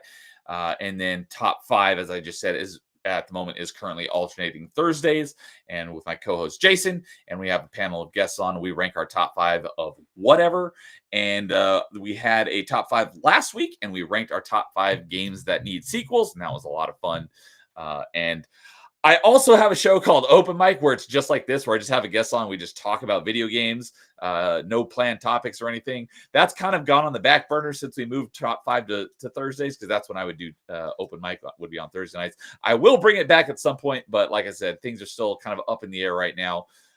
So it'll be back at some point. I just don't know when. But if anyone ever wants to just come on and talk video games with me, I am happy to do that, because that's the whole reason I started my channel. So if you are subscribed to Nerdy Neo, I would appreciate it. If you like video games, you'll find something that you like. Most of it's discussion based, but I do some streaming here and there as well. Oh, that's another thing, is that as of recently, Jason, my co-host on Top 5, and I have been going through Borderlands on Tuesday afternoons. So we're supposed to do that tomorrow, but because Ninja Gaiden's coming out, I'm going to ask him if we can push, maybe reschedule Borderlands to another day so I can stream Ninja Gaiden tomorrow. But I'll be doing one of those two things tomorrow. But yeah, that's kind of the full rundown on everything that I do. So thanks for having me on, Carl. Always, that's why I'm on YouTube, is to talk video games. So if anyone wants to have me on their channel, I'm also happy to do that, as long as it works with my schedule, because I just love talking video games. Yeah, and I appreciate you for coming on. I necessarily don't have a problem doing these episodes solo. But like what I always tell people is, like, I don't like those content where it's just like one person kind of like ranting and doesn't get too much like pushback on something. So like for me, it feels hypocritical for me to just do that sometimes solo. It's like, yeah, I've done a handful of my open mics. I've done solo, maybe like I'm getting close to 2.5 years on YouTube, and I've done, I think, maybe 5 episodes solo. And it's not it's not really like this. It's me just kind of like talking about stuff. You're the one that gave me 2 of those, have been the State of the Nerd. And that was because you gave me the idea for that name, where I just kind of talk about what's going on with my channel, which I was thinking just the other day, I might need to do one of those again. But yeah, I don't typically do solo streams. I always like have someone to talk to and bounce stuff off. Yeah. And like I said, I've been enjoying doing this content a lot more. Not so much that I think I'm doing it so much better than everyone. It's just like, yeah, I kind of like just showing off what I got. I like having people on, talk about like showing off game trailers and stuff. One thing that does really stick with me is, like, if you want to see the change, you got to be the change, And I'm not the best. I'm slowly getting better. I actually just paid for Restream premium here, just to kind of add more of a easy and straight to production value to the show. So I hope you guys are liking the improvements and me trying, because I think it's about time I try a little harder than just kind of wing it. But it is fun. We're trying to make the Friday thing more consistent. I know some people said, like, starting in November they might be more consistently on as like part-timers, but if anyone ever wants to come on and just share topics and talk about things, like I said, just always hit me up. And we also do other shows on here too, like Legacy Loading, which is what we're going to be doing tomorrow with Jason. And we're going to be watching a G4 episode about fighting games. Nice. So it's going to be fun to see him talk about that stuff. And, later this week, we're going to be covering an episode on Doom. Yes. And that will be a Saturday show, actually. So that will be another episode of Legacy Loading. And then we try to do other things too, like, another gaming retrospective, which we come up with every now and then. And just whatever. End of the year's coming up, so we got the Game of the Year talk coming in. We got the Game Award conversation coming in, so whole bunch of stuff to look forward to. But like I said this week, tomorrow we will be back with Mr. Jason Tongate, and we're going to be going over the G4 episode covering the fighting games, for how the industry viewed them back in the day. So if you like the old Street Fighters, if you like the old Dead or Alive, that will be kind of like the wheelhouse. And obviously, Jason, big fighting game fan, so we're going to be talking about how they've evolved and changed since these days as well. So that will be for tomorrow. And then, of course, like I said, the rest of this week, Friday, we will be back doing another episode, talking more gaming, showing off more stuff. And then Saturday will be another episode of Legacy Loading with Doom. And we're going to have on Transylvania Jack. He's going to be my guest for that day as well. But yeah, it was very fun there, Neo. I had a great time. Really appreciate you coming on kind of last minute. I know you said that you really want to come on and do these things. But, it's always about timing and trying to make them work. So, luckily this one, our friend AC messed it up. So, you got the benefit a little bit and you were able to do it. And I appreciate it. Yep. As long as I'm able to, I'm always happy to do stuff like this. So, but yeah, kind of like what you said. It's like, I don't consider myself good or anything. It's like, I'm not trying to accomplish anything. I just do it for the fun of it. Like I said, with video games as a hobby, doing the YouTube thing is a hobby. It's fun. It's just gives me a chance to talk about one of the things that I love. So yes, indeed. Sorry, I just tweaked my rib real bad for some reason. I don't know what happened there. Oh no. Yeah, I was just bending over to pick something. I dropped it, and all of a sudden it's just like, I'm getting old. We're getting old. That sucks. My body is stabbing itself. Exactly. But yeah, everyone, thank you for stopping by. You can also follow us on Twitch there, because now we're going to be restreaming to Twitch. And we were supposed to be streaming to Instagram tonight, but it didn't take for some reason. So I don't know what happened with that. I'm going to have to look about on my end. But if you haven't already, if you want to follow me on Instagram too, I'm starting to post more pictures and short form stuff on there for people to see box openings and stuff like that. Twitter will be for my Spurg takes, YouTube, and that will be for just the content. But Instagram is going to be more for the chill stuff. So if you want quick things of what video games I'm picking up, what video game stores to go look at, highly recommend that you subscribe to me on Instagram over there. So with that being said, everyone, have yourself a wonderful evening. Happy Monday. And everyone, we will see you tomorrow night.